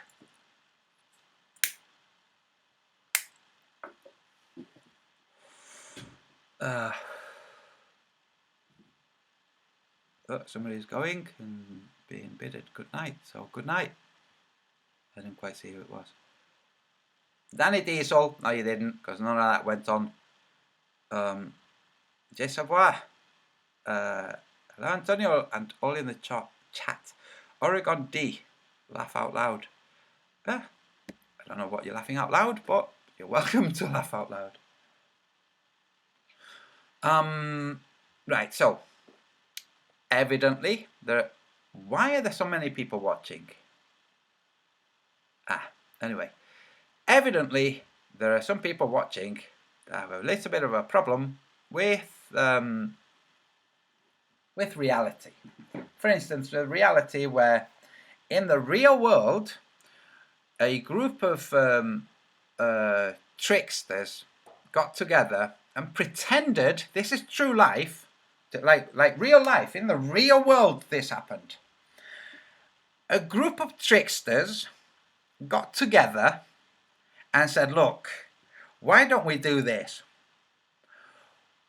Why don't we pretend that we put a car inside a capsule and put this capsule on a rocket, right? Wait. We launch the rocket. It goes into the sea, but what we're pretending is inside the capsule is this car, right? Yeah, a Tesla Roadster. We've put a mannequin in it, like in a spacesuit. Or we put from The Hitchhiker's Guide to the Galaxy. We put "Don't Panic." It's very fun, right? And we launch it, right? And we just pretend it's real.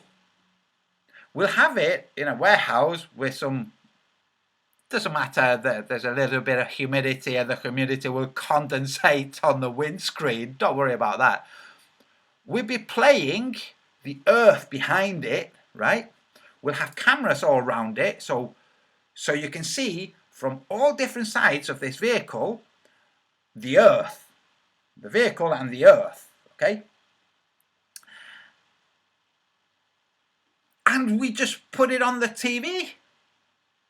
What do you think if we do that?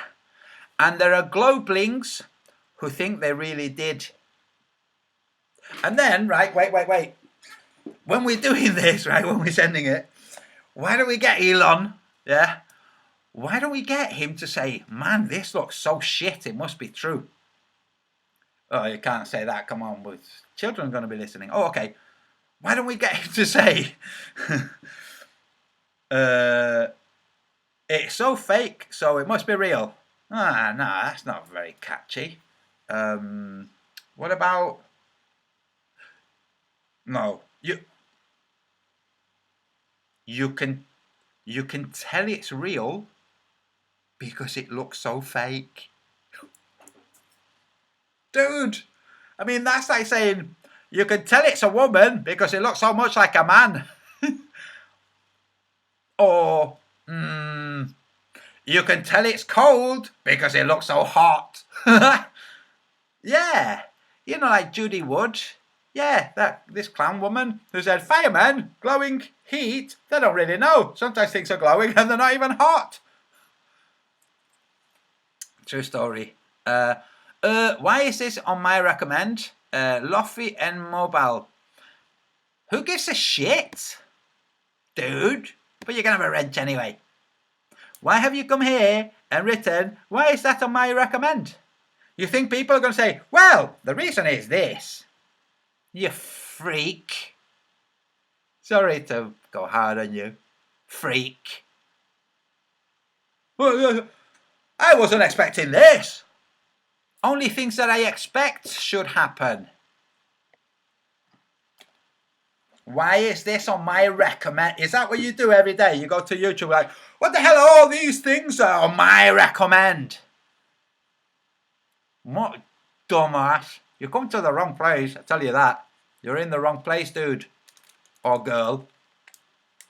Oh no, somebody criticizing your Glow Fantasy with your Tesla Roadster that you can tell it's real because it looks so fake.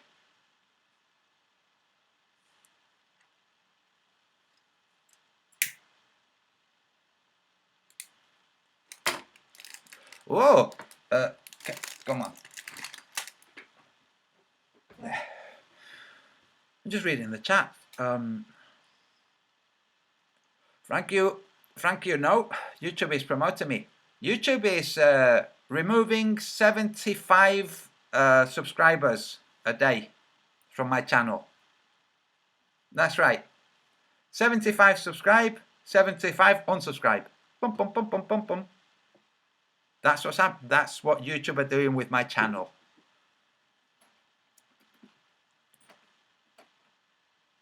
But hey, I'm not complaining.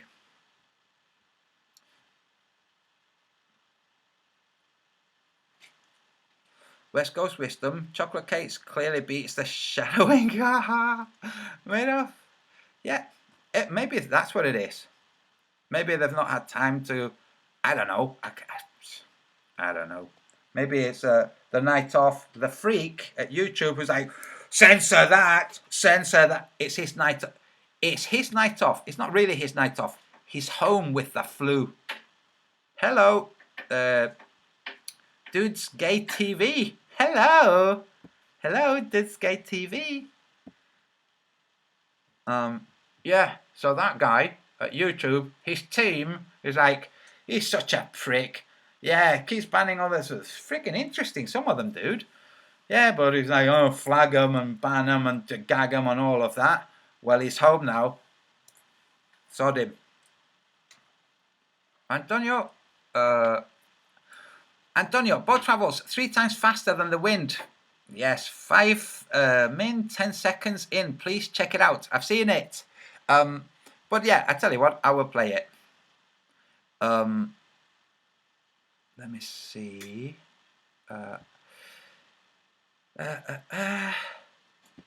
You see, sometimes, just to let you know, Zonkt Jimmy, sometimes I just keep things as ammo.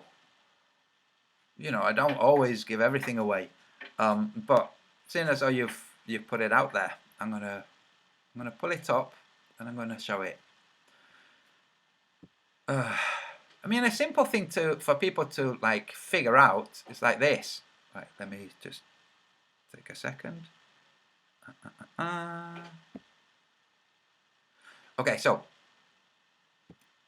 a simple thing for people to do is this. Go, right, look. There seems to be a little bit of a question mark regarding sailing speeds. Because in the old days, they seemed to travel faster and longer distances.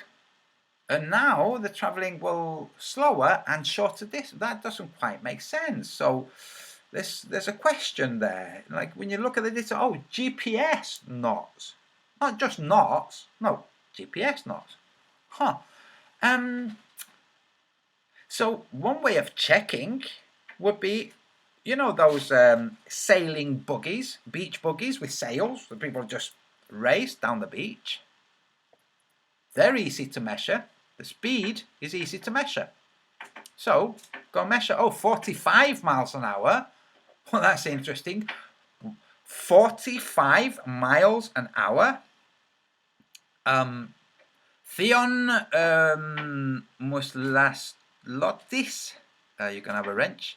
What have you stumbled upon? If you rewind, you know, this is one of those videos that you can scroll back. If you rewind, you might enjoy the very start. And you'll see, well, you'll see what it is that you've stumbled on. What you've stumbled upon. So, you might think, question mark about sailing speeds. Well, there's these sand buggies, these sailing beach buggies. You can check the speed on those. Huh. Well, they totally contradict all of these sailing speeds silliness. Well, and then look further into it and see the kind of thing that I'm going to play. Just give me a second whilst I organise it and put it on the correct window.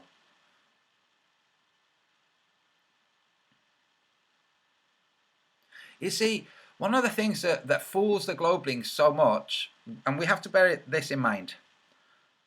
Generally speaking, your typical Globeling is not very bright. It's very easy to hoodwink. All they have to do is use authoritative language, give the impression that if you disagree, you're a moron, and there you go, you've convinced them. So when they say something like sailing speeds, and they say, well, what happens is this, look, let me just open a window, nope. Okay, that's what I do. When they say, let me see what this is showing. 1 second. Nope. Okay. So remove that. Oh no. Window capture. 1 second. Sorry, folks. This always happens when I have to incorporate something new into the stream. Okay, so here we are. Right.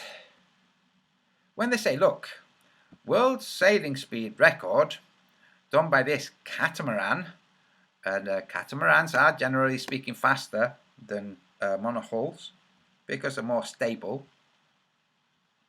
And they say this round the world trip. It's like, oh really, let's look at the route of this round the world trip. Oh right, wait. It goes from like France to New York, then south to around South America, then across the Atlantic and back, and they say that that's round the world. How are they saying that that's around the world? Well, because it's roughly about 27,000 miles. Like, oh, is that how it works? Well, yeah, kind of. So I'm trying to play this. Sorry. This sailing. I'm trying to expand the window. It's not letting me expand the window. Right. Let me do this. And I'm going to see where it was that you indicated. The fiery Tomasian. Who are you? Who are you? Add moderator. You can have a wrench anyway. Why are all these people coming here? You weren't invited. What are you doing coming here and then saying, what am I doing here? Just get out. That's a weird thing to do. Anyway. I'm giving everybody wrenches. Handsome Truth 9006. Very good. I'm glad you got that out of your system.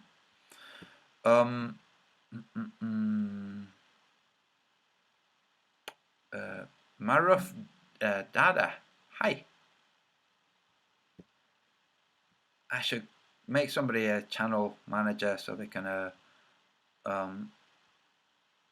do what I'm doing, which is give out wrenches. Anyway, I'm looking for the comment. The link. Guy Martin is also a shill. Okay, there's lots of shills. Here, shills and non-shills alike get wrenches. You tend to find that the certain shills that are flat earthers playing the role of like non-shill flat earthers just stay quiet, even though they have wrenches here. So I'm scrolling through the chat, looking at the link.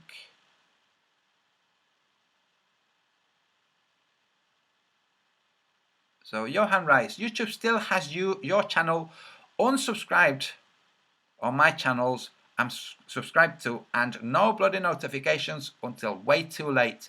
Yes, dude, I've had loads of messages from people, well, lots of messages. I've had 4 or 5 different messages from people saying, every time I go to your channel, I'm having to resubscribe. Yeah.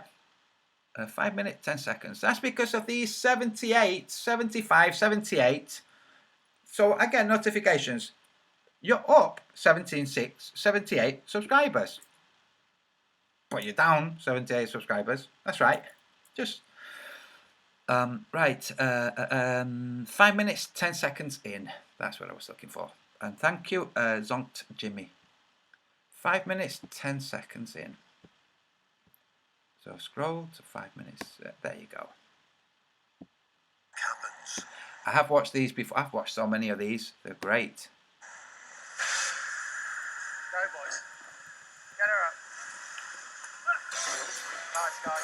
Right, let me refresh, see if that will allow me to expand the window. So it's more easier on the eye of the viewer. Guy Martin wants to break the record for the world's fastest Pause. human. No, it's not letting me expand. Oh wait, never mind then. The magic happens. Go, boys. Get her up. Nice, guys. Certainly not sailing as we know it. No, no. As long as the grinders keep the wing-like sail in the most aerodynamic position possible, the boat can travel 3 times faster than the wind that's pushing it. It's going to be in a light spot here. Let's play that again. Nice, guys. Certainly not sailing as we know it. No, no. As long as the grinders keep the wing-like sail in the most aerodynamic position possible, the boat can travel 3 times faster than the wind that's pushing it. It's going to be in a light spot. For the Globelings again. As long as the grinders keep the wing-like sail in the most aerodynamic position possible, the boat can travel 3 times faster than the wind that's pushing it. It's going to be in a light. And it can also travel into the wind, just like a glider, just like a fish, just like the route I showed earlier. Not using the same principles as the route, but the same principles as the fish and the glider. So thanks for that, dude. Thanks for sharing that. Now, obviously, in that video, they say as long as these things, then it can go up to 3 times faster. Yeah. There are also videos of sailing instructors explaining you can go faster than the wind. You can go 3 times faster than the wind. They don't say as long as the sails and you're on a catamaran with that type of keel or anything like that. You can certainly sail faster than the wind. It's not always on a catamaran, which is, as you saw in that video. You can sail faster than the wind, but because the ocean distances don't match the globe ocean distances, those distances have to be corrupted and the speeds have to be narrowed. So what's done? They corrupt those distances and narrow the speeds. It's really freaking simple. But when you look into history before they thought, oh, damn it, we better do all these things. Like in the 1800s, you know, when there was still real debate about the shape of the earth. You know, Rowbottom, when was that going on? 1800s. Oh, yes. So, we have historical records of, well, speeds that don't fit with the globe. And when you try to plot them on the globe, it makes the globe look completely ridiculous. So that's what happens. I am very curious as to why so many viewers, by the way. So, curious. Okay, if you're in the chat and you don't know this channel, please type X and what brought you here. That would be good.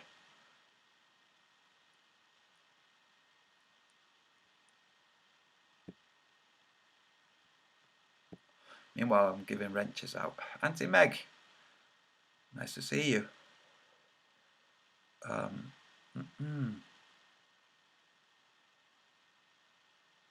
Okay, so Danny Diesel, I didn't see what your answer was. If you did answer, how is it you're not here with your original channel?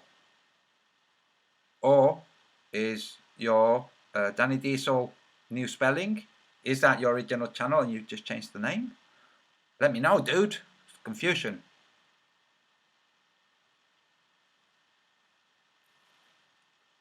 Flat Earth is truth. YouTube can no longer suppress the truth. They can carry on trying. They really can. It doesn't really matter. Like, it really doesn't. In the big scheme of things, it doesn't really matter that they try to suppress truth. A chocolate cake. Selenilian. Okay. No, I see your name channel. So you deleted it. Why did you, Danny Diesel? Why did you delete your channel, dude? Ask newbies how they have come here. The source. That's what I just did, Supreme Architect. So if you're new to this channel, if you're hearing this and you're new to this channel and you're hearing this when it was live, not as, you know, after it's rendered. If you're here now watching live, type X if you're new, and please let me know a quick, or as long as you want, a description of how it is that you're here.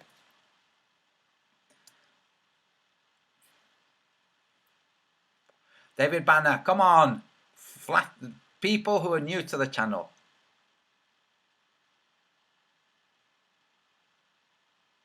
Danny Diesel, okay, do. I look forward to hearing it. Danny Diesel writes that he will email me and explain and tell me what happened. Good.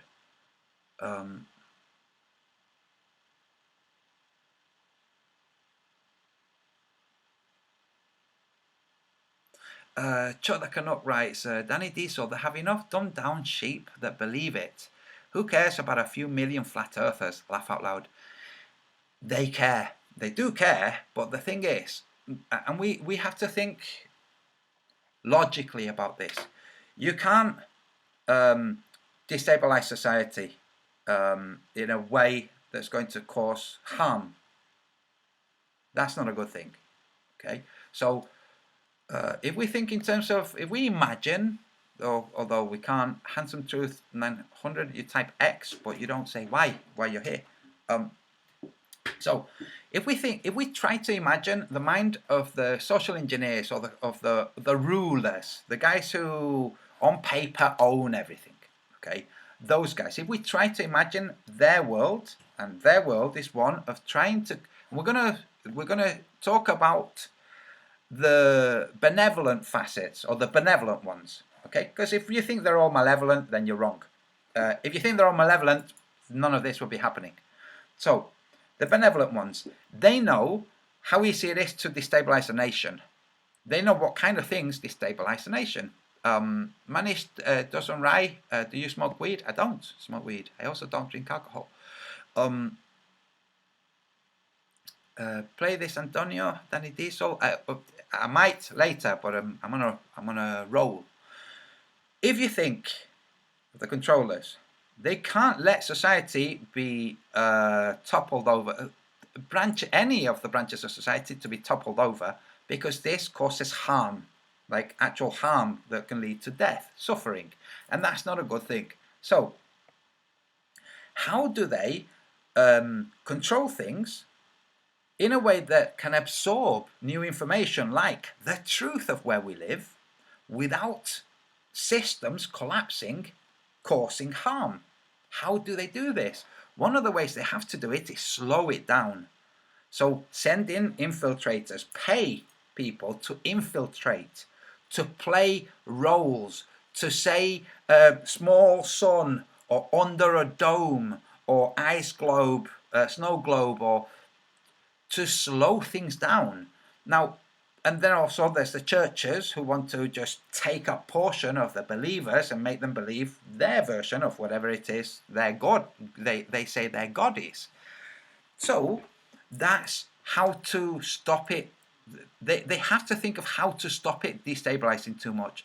The churches play an important role, and I often criticize the church, and rightly so, because the role they play can be played without the manipulative ploys that are employed by the churches. Okay, so the cunning little tricks that they use, but their purpose is to give a sense of belonging or understanding to people who would have fear if they did not have that understanding, because fear can often be masked with anger, and anger leads to, well, knives and fire and stuff like that.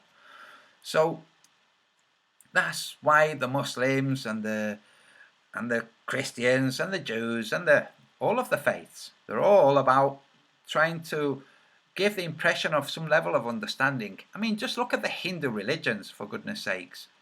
Look at the panoply of gods that they have and what they're for. They're all for a reason. It's all a crock of, all of it is wrong, all of it is false, all of it is just people making stuff up to try to give the illusion of knowing so that other people will believe what they're saying and feel content that they also know. Now, one of the things that has me notorious within the flat earth world is that it's like this. You have groups who will say, oh, Antonio, yeah, he's not a team player. Yeah, no, Antonio's not a team player. Antonio doesn't know when to shut up. Antonio doesn't know, he doesn't know when to let things go. Antonio doesn't, he doesn't know when to leave well enough alone. Antonio, let's face it, doesn't know that Jesus is Lord. There are those groups in the world, and in the flat earthness, that will actually think that. Because they think they're right. Now, there'll be some of those people saying that who don't think that they're right. They're just saying it because that's what the other people in that group are saying, and that way they blend in. They might be thinking, freaking brilliant, Antonio, carry on, dude. But they're not going to say it to their group, because then they're outed and they're expelled. And then they don't control, manipulate, and slow that group down. Because that's what's happening with all of the groups. They're all slowed down. All of the groups, and I know this because I was in a pretty big group, they're all slowed down by the most retarded. They all go at the pace of the slowest. And that's all fine and dandy when there's an exodus, but we're not talking exodus. We're talking progress. And if people streak ahead, like Matt Powerland or Eric Dubay, if those guys streak ahead, there's no point resenting them streaking ahead. So, there you go. Dan W, orphan red number 1. I'm going to tell you guys something. I don't know if I said this before. Dan W came to see me one time, and whilst Orphan Red was seeing me too. That's right, Orphan Red came here to my country, to the country where I live, not mine, to my home. She stayed with me. We went out with Dan W for a curry. It was great. Just thought I'd share that. So when you see Dan W saying something about Orphan Red, he's actually met her in person. They know each other. We know each other.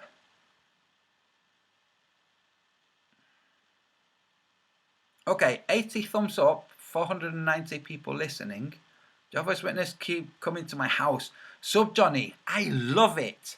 I started a debate with an evangelical Christian in Oxford who was there with his mic thing, telling people about, hell and damnation and Jesus can save you and stuff. And I just said, you're wrong. That's not true. And walked off. And there was another guy with him. So, what is it you have a problem with? I don't have a problem with anything.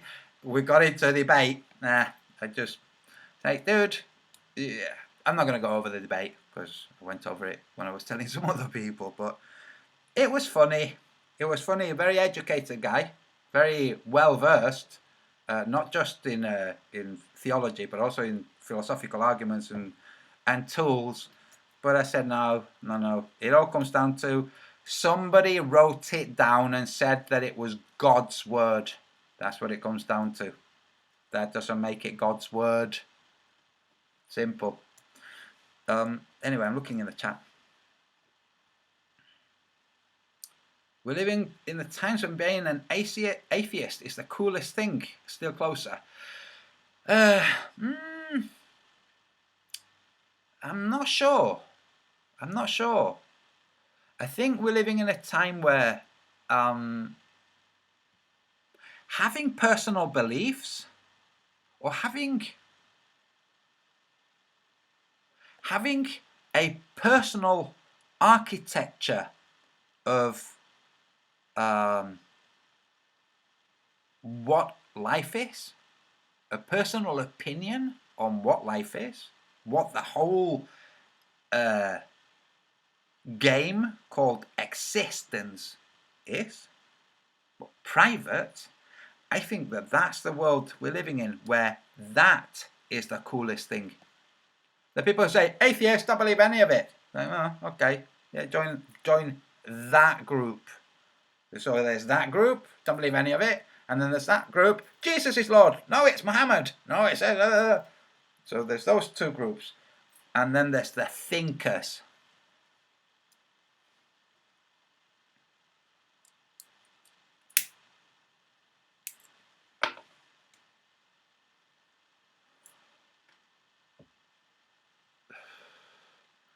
Flat Earth data. I'm fond of asking which God when confronted with zealotry. It amuses me. That's brilliant. In the Book of the Sun, I actually say, for those who say that they know God, if their God has a name, then that God is an imposter. And I explain about anthropomorphism and yeah. If you think that you know God and that you know God's name, you only know an imposter, so it's only an illusion. Auntie Meg, didn't know you can see that the sun is not in the same place for two people, even in the reflection of large puddle? Yes, I do, Auntie Meg. It's one of the first examples I gave. It literally that. Two people looking into a puddle, or two people looking at a reflection. Two people looking at a reflection and triangulate between them. They can go, right, the angle from me is here. You're just here. The angle from you is there. Okay. No, it doesn't. If you want to know whether or not what I'm explaining in the Book of the Sun is right, all you really have to do is walk around when it's sunny, or when there are good portions of sun in the sky. Walk around and keep bearings. Keep conscious of which way you're facing and where the sun is according to where you're facing. And you'll see it is absolutely nothing like what we're told. When we're told, oh, the sun, this is the angle, say, yes, yes. When you stop and look in this direction, at this point, in this time, there's the sun. When you're moving, you're not doing this. When you're moving, that's where it all breaks down. But then, of course, when you stop and reorient yourself, there's the sun. So check when you're moving. Some of you will have already noticed. You'll have been driving and there's the sun. And you're driving and you turn this way a little bit and there's the sun. And you turn that way a little bit and there's the sun. And you turn this way a little bit and there's the sun. And you go, hey, hold on a second. That doesn't fit with the motions I've been doing whilst travelling, whilst the sun has been there.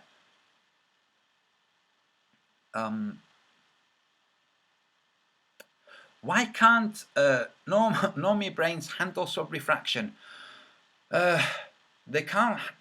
Look, human sheeple, there are flat earthers who can't handle the sun not being an actual physical object. You have charlatans like the F.E. Core saying, the sun is not a tangible object. Repeating what I first explained, sun is not a tangible object, it's simply a glare. But never mind. It's not a tangible object, but it has a location in space. It has a point where it's at. Like, you freaking moron. Look, if you want to start to understand the sun, first try to understand the rainbow. If you can't understand the rainbow, you're not going to understand the sun.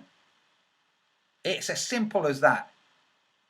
First, one step, then the next. You can't become a master without doing all the tedious, simple exercises first. And studying the rainbow is not a simple exercise. Anyway, there you go. Yeah, Auntie Meg, yes. I discussed this with Dr. Zach. We were talking for a while about making a contraption. Taking a bowl of water In fact, this is simple, and people will be able to visualize it easily. Okay, taking a bowl of water, or a plate, or a tray, it doesn't matter, water, and putting it down somewhere when the moon is out. You see, it's easier when the moon is out instead of the sun. Bit too much glare. So the moon's out. You put a saucer, something with water, nice and level and not moving. And you then make yourself a contraption that you can point through a tube at the moon and point through another tube at the moon, and through this triangulate the moon. And you'll find, nope, you're not triangulating the moon. It's not triangulating. The reflection is seeing the moon from a slightly different point than you. It's not the same point in space. In fact, and this is really simple, folks, I'll show you, I will show it with this very video at the start. Let me just find it first. It's something I painted just because that's how the real world is, and more recently I observed it again and thought, oh, for goodness sake, but this is so simple. Right, so I'm just trying to find the portion.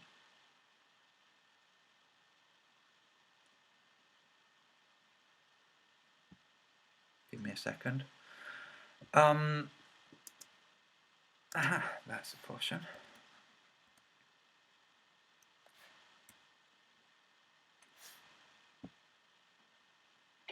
Okay, so what I'm going to do is, oh, dagnabbit, okay, guys, if you go back to, oh, never mind.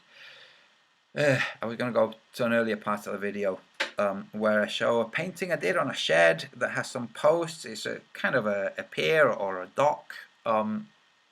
It has some posts, and the sun is out and casting shadow in the painting. When you're next out strolling around and the sun is up, okay, when the sun is casting your shadow and you know it's going to cast a shadow that's at one point certainly it's going to cast a shadow that's longer than you are, much longer, okay, at that point ask somebody to place stones or markers at your head, at your shadows at the head, and then go and compare with the actual head.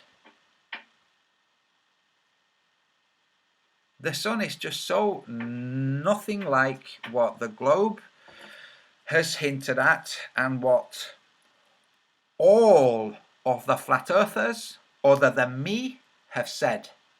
Remember, there isn't a single flat earther who's bothered to actually really check what the sun is and how it works and how you can verify and test for yourself whether what you're thinking is correct or not. None. They've all been sitting thinking too much about maths and about structures and about making friends and shit. Loki, hey, come on. Come on. He's going around the back and he's going to unplug my thing. Come on.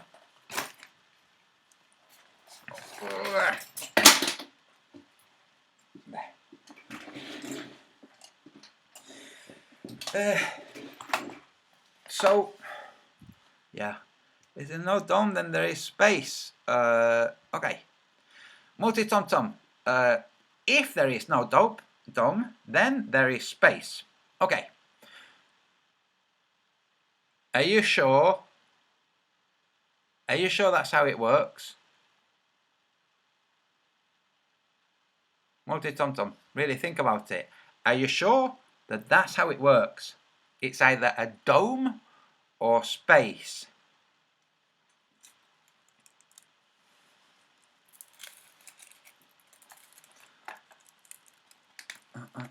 What about Brian Austin Lambert's work? It's half-baked. It's half-baked. Making lots of suppositions and not giving pointers at how people can go and check for themselves. It's just talking. So I'm looking for multi-tom-tom.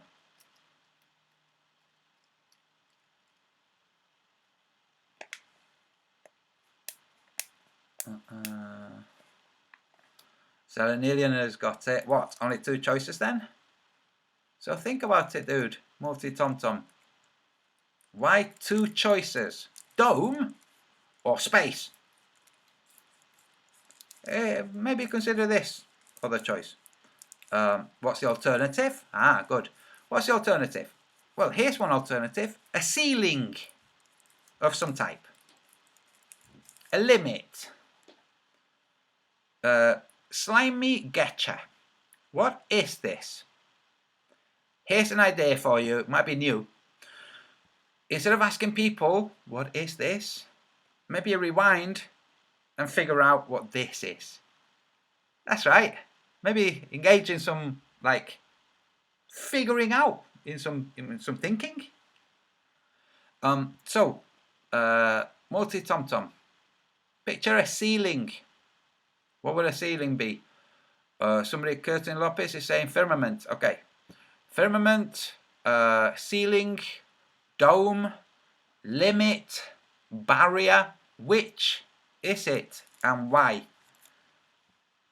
Define the terms. Dome has specific shape to it. Okay. Why do you think dome? Well, because of how light works. You're wrong about light. So start again. Why do you think dome? Firmament. What do you mean by firmament? Do you mean firmament similar as water surface compared to air? There's a definite change in firmness there.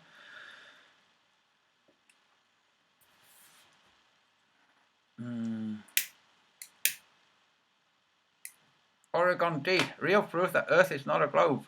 Cool. I'll cue that and take a look at it later. I think the ceiling is electromagnetic in nature. Multi-tom-tom. That's exactly what I explain in the Book of the Sun. Or what I describe in the Book of the Sun. I can't really explain because I don't really know. But that's what I describe in the Book of the Sun. And I give an idea to what that could be. What the nature of that electromagnetic, what the state of that electromagnetism might be. That gives the quality of firmness.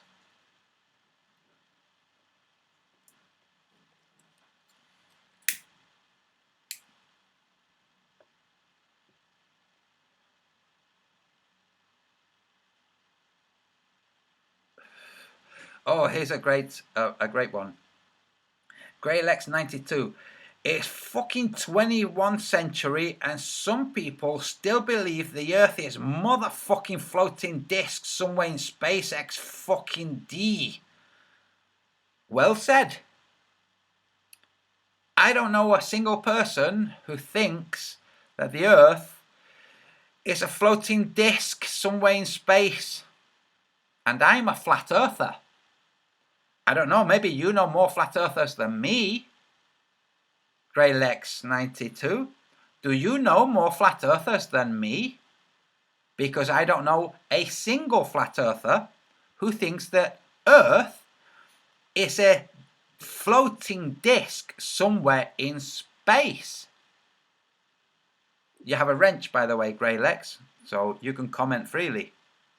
So please let me know, do you know more flat earthers than me?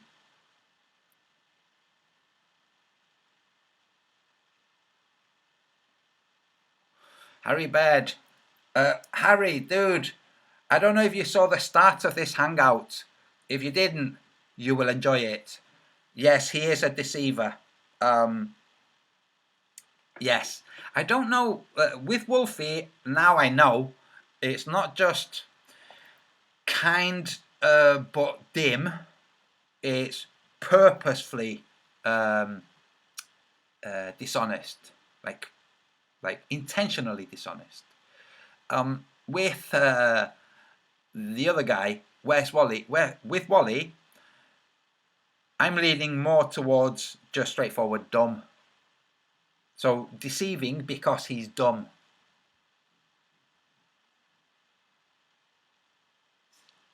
Right, so Greylex 92. Well, I thought that no one still believes it, and it became jokes, so not really. That's right. You see, when something unexpected happens. Okay, let me give you this scenario. Okay, you see a magic show. I'm guessing that you've seen at some point street magicians or television magicians or stage magicians, like live. Okay, you see a magic show. You see it. It's amazing. It's like, wow, how did he teleport? How did he levitate? How did whatever? Okay, how did he get that in the glass bottle? You know there's a trick to it, but you don't know what the trick is. You just know that there's a trick to it. So, because the real world is a pretty fascinating place, and certain organizations know truth, they know the trick, and they know that people want to know the trick, they say the trick is this. It all started with a big bang. And then because people can't check whether or not that's true, they go, right, I know it now. But that's not the case. It did not start with a big bang. How can you conclude that that statement is true? Because the Big Bang is logically impossible. That's a step above physically impossible. So there's the physical impossibilities, and then there's the logical impossibilities. It's logically impossible. So that's it. That's as much as you need to know. It's logically impossible. And you might say, well, it's a well put together theory. It's like, a theory, in order to be considered an actual theory, a scientific theory, it must have this element called falsifiability. That means it must have an element which could turn out to be found, demonstrated, and disprove the theory. Like literally disprove it. So if you have a theory, I'm not going to concoct a theory on the spot, but if you have the Big Bang Theory, but there isn't anything that would show you, no, that's actually not the case, then you don't have a theory, you have a belief. And it's exactly the same as the people who say Yahweh is God, or Jehovah is God, or Muhammad, Allah is God. Same thing. They can't prove it, you can't disprove it, it's just an idea. And this is what happens with the world.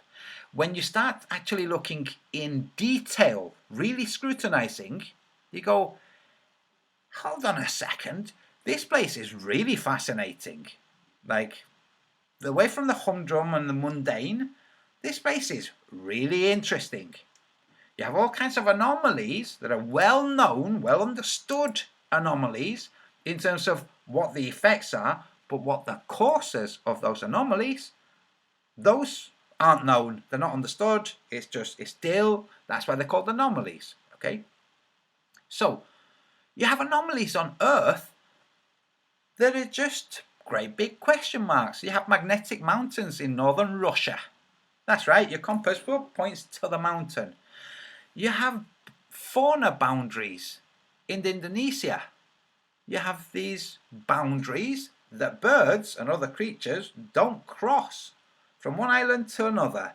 They're only 500 meters away, some of them. You have 17,000 islands in that region around Indonesia. 17,000 islands. And some of these islands have individual creatures that are only in this region. They haven't gone to their cousins to the left or the west, or their cousins to the east. They haven't moved, they haven't bothered. Now these creatures navigate through magnetism. What's keeping them here? Magnetism is keeping them there. There's all manner of anomalies, of interesting facets on this world that are not understood at all by the scientists. So the scientists simply call them an anomaly. Now, within these anomalies, there are great big ones that everybody's heard of, but people just manage to compartmentalize and say, okay, so when we're talking of the real world and places like Dubai and New York and Paris and London and all these places, and we then look at Chichen Itza or Teotihuacan or Giza or Angkor Wat, we do this separating.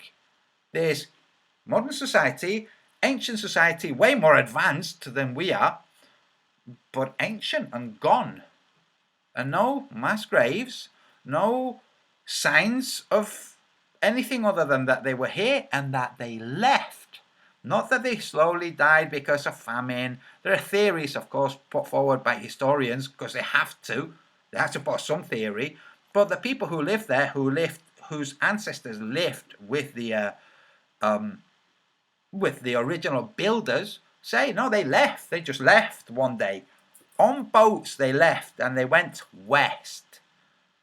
What about the guys in Angkor Wat? They just arrived. Arrived from where? Oh, they just arrived, built these things, and left. And we call these just great mysteries. Now, when you look at the world soberly and you see, no, look, the reality of the world is this. This place isn't a sphere. We live on a horizontal plane. We don't know how far up we can go. We don't know how far down we can go. We don't know what's below. We don't know what's above. Same as in your globe model, we don't know what's outside of the known universe. It's expanding, but expanding into something because it can't expand into nothing. It can't be making the space that it's expanding into because that would mean, well, there's some kind of non-spaceness that, so, same, but much closer.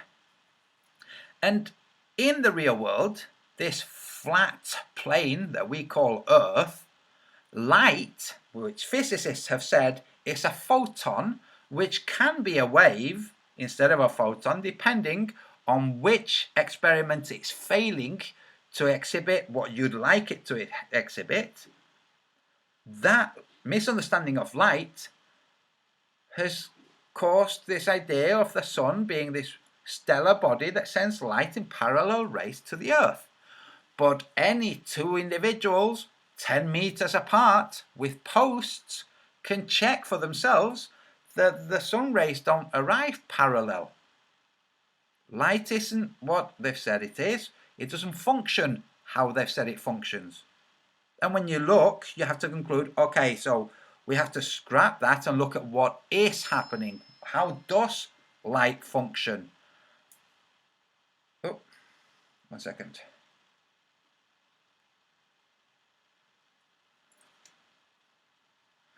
One sec.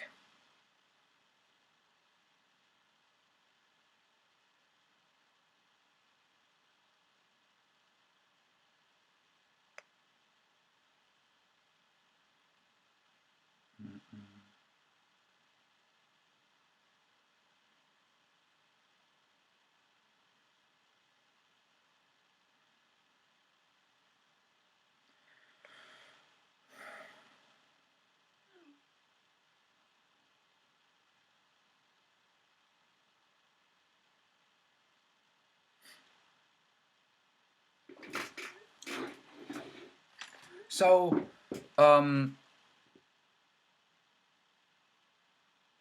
is writing, you can't have your cake and eat it. I don't know who you're writing to. Zenboy 2000. Aloha Antonio, regret missing the first 2 hours. We'll catch up later. Congrats on the 400 plus viewers.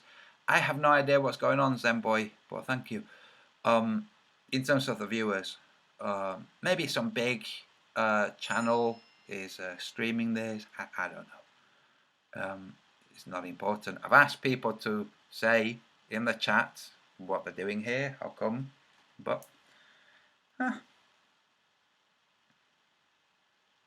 this is my daughter texting me, so you'll excuse me if I prioritize. Back to the little soliloquy about where we live.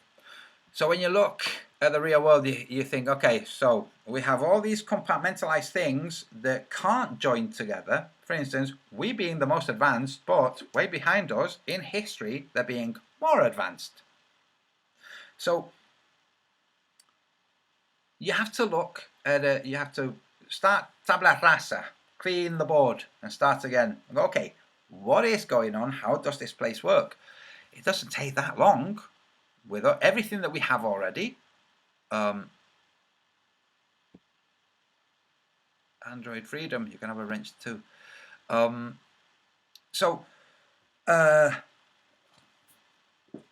You look and you go, okay, so we have ancient civilizations that aren't here anymore. We have a flat plane. It's not rotating. It's not moving. Not other than small shifts that really do happen, like tectonic shifts. This place is continuously growing. It's always growing. Wasn't growing at one point in history. Always growing. We have civilizations that were here that left. Where did they go? Oh, well, they went somewhere, but not outer space. Well, why not outer space? Can't they just go into outer space? Let's suppose that they could. Let's suppose that they could go into outer space or across the ice. What's more likely? What's easier? Across the ice or through space? Question marks? Right, somebody. So you can have a wrench too. So, what's easier? Well, it's easier across the ice, especially if they said, well, we're going. We came back before and we left. So, we left and we said that we'd be back. We've been back. Ta-da! We said we'd be back. We're leaving again, but we'll be back.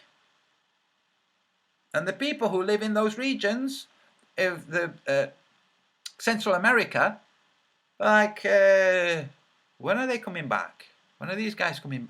So those guys are coming back. Now, along come this group that calls themselves Christians, and they try to kill all of the people who know those stories. They don't manage to kill all of them, but they tried to kill all the people who knew those stories. Luckily, they didn't kill everyone. So, we have the stories. Yeah, they came, they built the places very quickly and they left. And they explained these things to us and so on. So that's the great mysteries of Earth explained.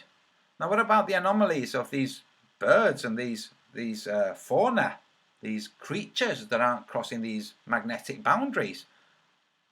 Why are they not crossing? They're not crossing because they're magnetic boundaries. Well, what's causing these magnetic boundaries? Well, the interaction between the sky, which is a charged element, it's a plasma. We've been taught at school, you have a gas and you have a charged gas, and that's a plasma. Well, the air that we breathe is a charged gas. It's not it's not a non-charged gas. So, we have a charged gas, we have water. The interaction between the two, at the Mariana Trench, where there's a much deeper profundity of water, cause wake. The best way to describe it would be wake. They cause a wake in that region, and these wakes, which are magnetic field lines that have been distorted, these are the channels across which these creatures don't migrate. They don't move across these channels. Okay, so what about the magnetic anomaly in the Atlantic? There's a huge magnetic anomaly in the Atlantic. What is that and what's it doing? That's a great big, magnetic anomaly. That anomaly interacts with the sky. The sky itself interacts with everything else, just like, I'm so confused. Look, twice. Rewind and catch up. So there you go. So, back in the 1700s, they started to understand that there were these things called anomalies, magnetic anomalies, that north wasn't always quite north. It wasn't always pointing in the same direction. Eventually, when they went to Antarctica and they studied that region, they found that, there are bigger anomalies than they thought. These anomalies have been growing. That's to say the potency of the energy of these anomalies is growing. This means there's a change to this place. It's not just magnetism, you know, like voodoo, and it doesn't affect you if you don't know about it. It's a real thing. It affects the real world. Look at Venezuela and the region where there's a lightning storm just about every night of the, well, about 300 nights of the year. Lightning that lasts between 8 and 10 hours of light, not lightning storms like you might get in your town, serious lightning storms. Where's that? That's the point where the anomaly dips back to the south. So the anomaly goes out, up, and then back to the south. That's the point where Venezuela is the point where it goes back south. So this is a point where the anomaly meets the land, where the magnetic field meets the land. There's an exchange there. This causes lightning storms. When does it cause the lightning storms? Towards the end of the day. Why towards the end of the day? Because the start of the day has a different charge to the end of the day. That's why the end of the day. Yeah, anyway. So that's that anomaly. There's a thermal anomaly in the South Atlantic, Pacific, sorry. South and North Pacific. Okay, so it's a double anomaly. It's actually the one anomaly, but they can't figure out what it is. Imagine a ring, a donut that bisects the Earth. Okay, south of Alaska to Antarctica, just north of Antarctica, and they can just determine the qualities of the water, the atmosphere, and the ground under the ocean. Like, oh my gosh, it's warm. Don't know why. Yeah, of course you don't. So this field that causes this charge, that causes this heat, is there. It's in that region. If you look at the layout of the land on this plane, you see you have an exchange between a type of charge and a different type of charge. That would be water and land.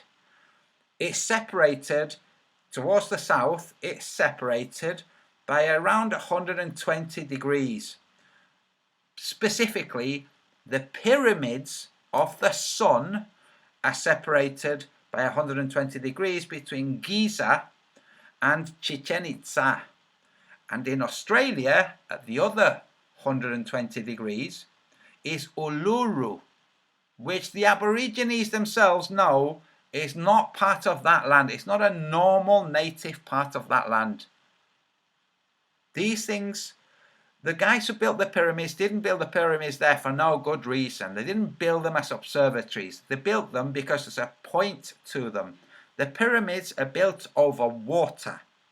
The pyramidal shape itself causes an exchange between the sky, the ground, and the water. This was done to stabilize our sun for a period. It's been stable for a long time, and now it's beginning to be less stable. It's always been like this. It will always be like this. Eventually, it will be so unstable that the nearest sun to us will swallow it up. The region we call Earth will become a different region. There will be parts that were Earth, and there will be parts that are now Earth, which will be in Antarctica or in separate ponds. Ponds that are not reachable to us, because we will be separated from those ponds by ice, and that ice will, like it is now, be guarded. It's not just unreachable because of lack of resources. It's unreachable because of guards. You don't come here with your war-minded and your disease. So, and it will repeat, and it will repeat, until it gets to the point that people are civil enough to cross boundaries of ice and not cause chaos and warfare. Anyway, there you go. That's my them's my thoughts. Okay, right, folks. I'm gonna quickly look in the chat, see how things are going, and and bail. INFE, those that do a lot of methods that sort of where the electromagnetic distortions during the day, early morning and afternoon the most. Yes. This is one of those things that's also not explained. So magnetic declination, you can look at your magnetic declination map. And yes, the difference isn't so big, okay? But it's not nothing. So magnetic declination at your location, great, it's this. Like, really? At what point of the day, or is that an average? Oh, it's an average. Oh, what's it an average? What's the range? Well, you know, I have to look into the data for that. So the magnetic declination changes, as INFE is explaining. Magnetic declination changes between the morning, noon, and afternoon. It changes. And that's to say where your compass needle points. Greek Bear, very interesting, first time listening. Sarks Bear. Well, thanks for that. You're going to have a wrench too. I give wrenches to everyone, by the way. It's a way of protecting, because I know that there are people with wrenches that are not very good people, and I don't know who they are individually. I'd rather give everybody wrenches than have people unfairly booted off, which is what happens when you've given a wrench to a couple of people that are dirty little tricksters.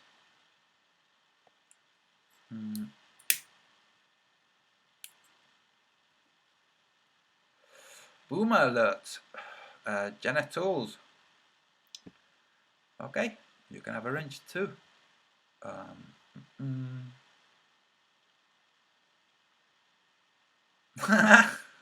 Custer. The bird is the word. I know that. That really made me chuckle. Anybody who doesn't know what that's about, okay, if you like Family Guy, you might know already. If you like Family and you don't know, go and find out. And if you don't like Family Guy, well, then ignore it.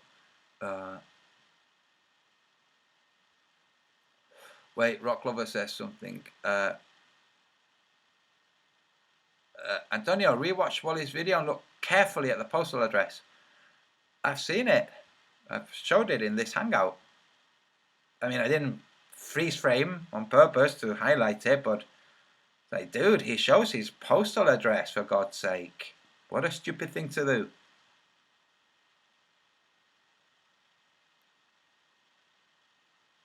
Human Sheeple says, then they can't post links. That's right, people who don't have wrenches can't post links. If you have a wrench and you have something interesting that you'd like to share with other people, whilst the hangout is on, you can share it. And of course, people share all kinds of stupid things, but sometimes people share some really interesting stuff. So it's like, cool. Okay, folks, that's it. I'm going to bail. I want to make a brew. I'm going to watch, I'm going to see if I can find Family Guy. Maybe whilst I'm looking, I'm going to be listening to Iraq Lobster. Okay, guys, thank you very much. I hope you enjoyed this. If you've caught only part of it, go back to the beginning. You see Wes Wally being a complete buffoon. And I say this, I've really enjoyed this hangout, although my voice is getting a bit hoarse now. Yeah, I've enjoyed this. I meant to start this, I thought of starting this hangout by saying this is the last time I will be addressing this guy, because obviously there's something, I've said this before, there's something wrong with him, and carrying on is almost like being abusive to somebody who's, you know, vulnerable. But I don't think he's so vulnerable. So, saying that, I don't think I'm going to do many more addressing him, because it just, I mean, apart from the comedy value, it's a distraction. So, I think I might bail again. I mean, take a break and come back in, well, Halloween. But also, just maybe come back from time to time whilst I work on something more serious. Okay, guys, if this is the time you see this, I'm glad you watched. And That's it. Thank you.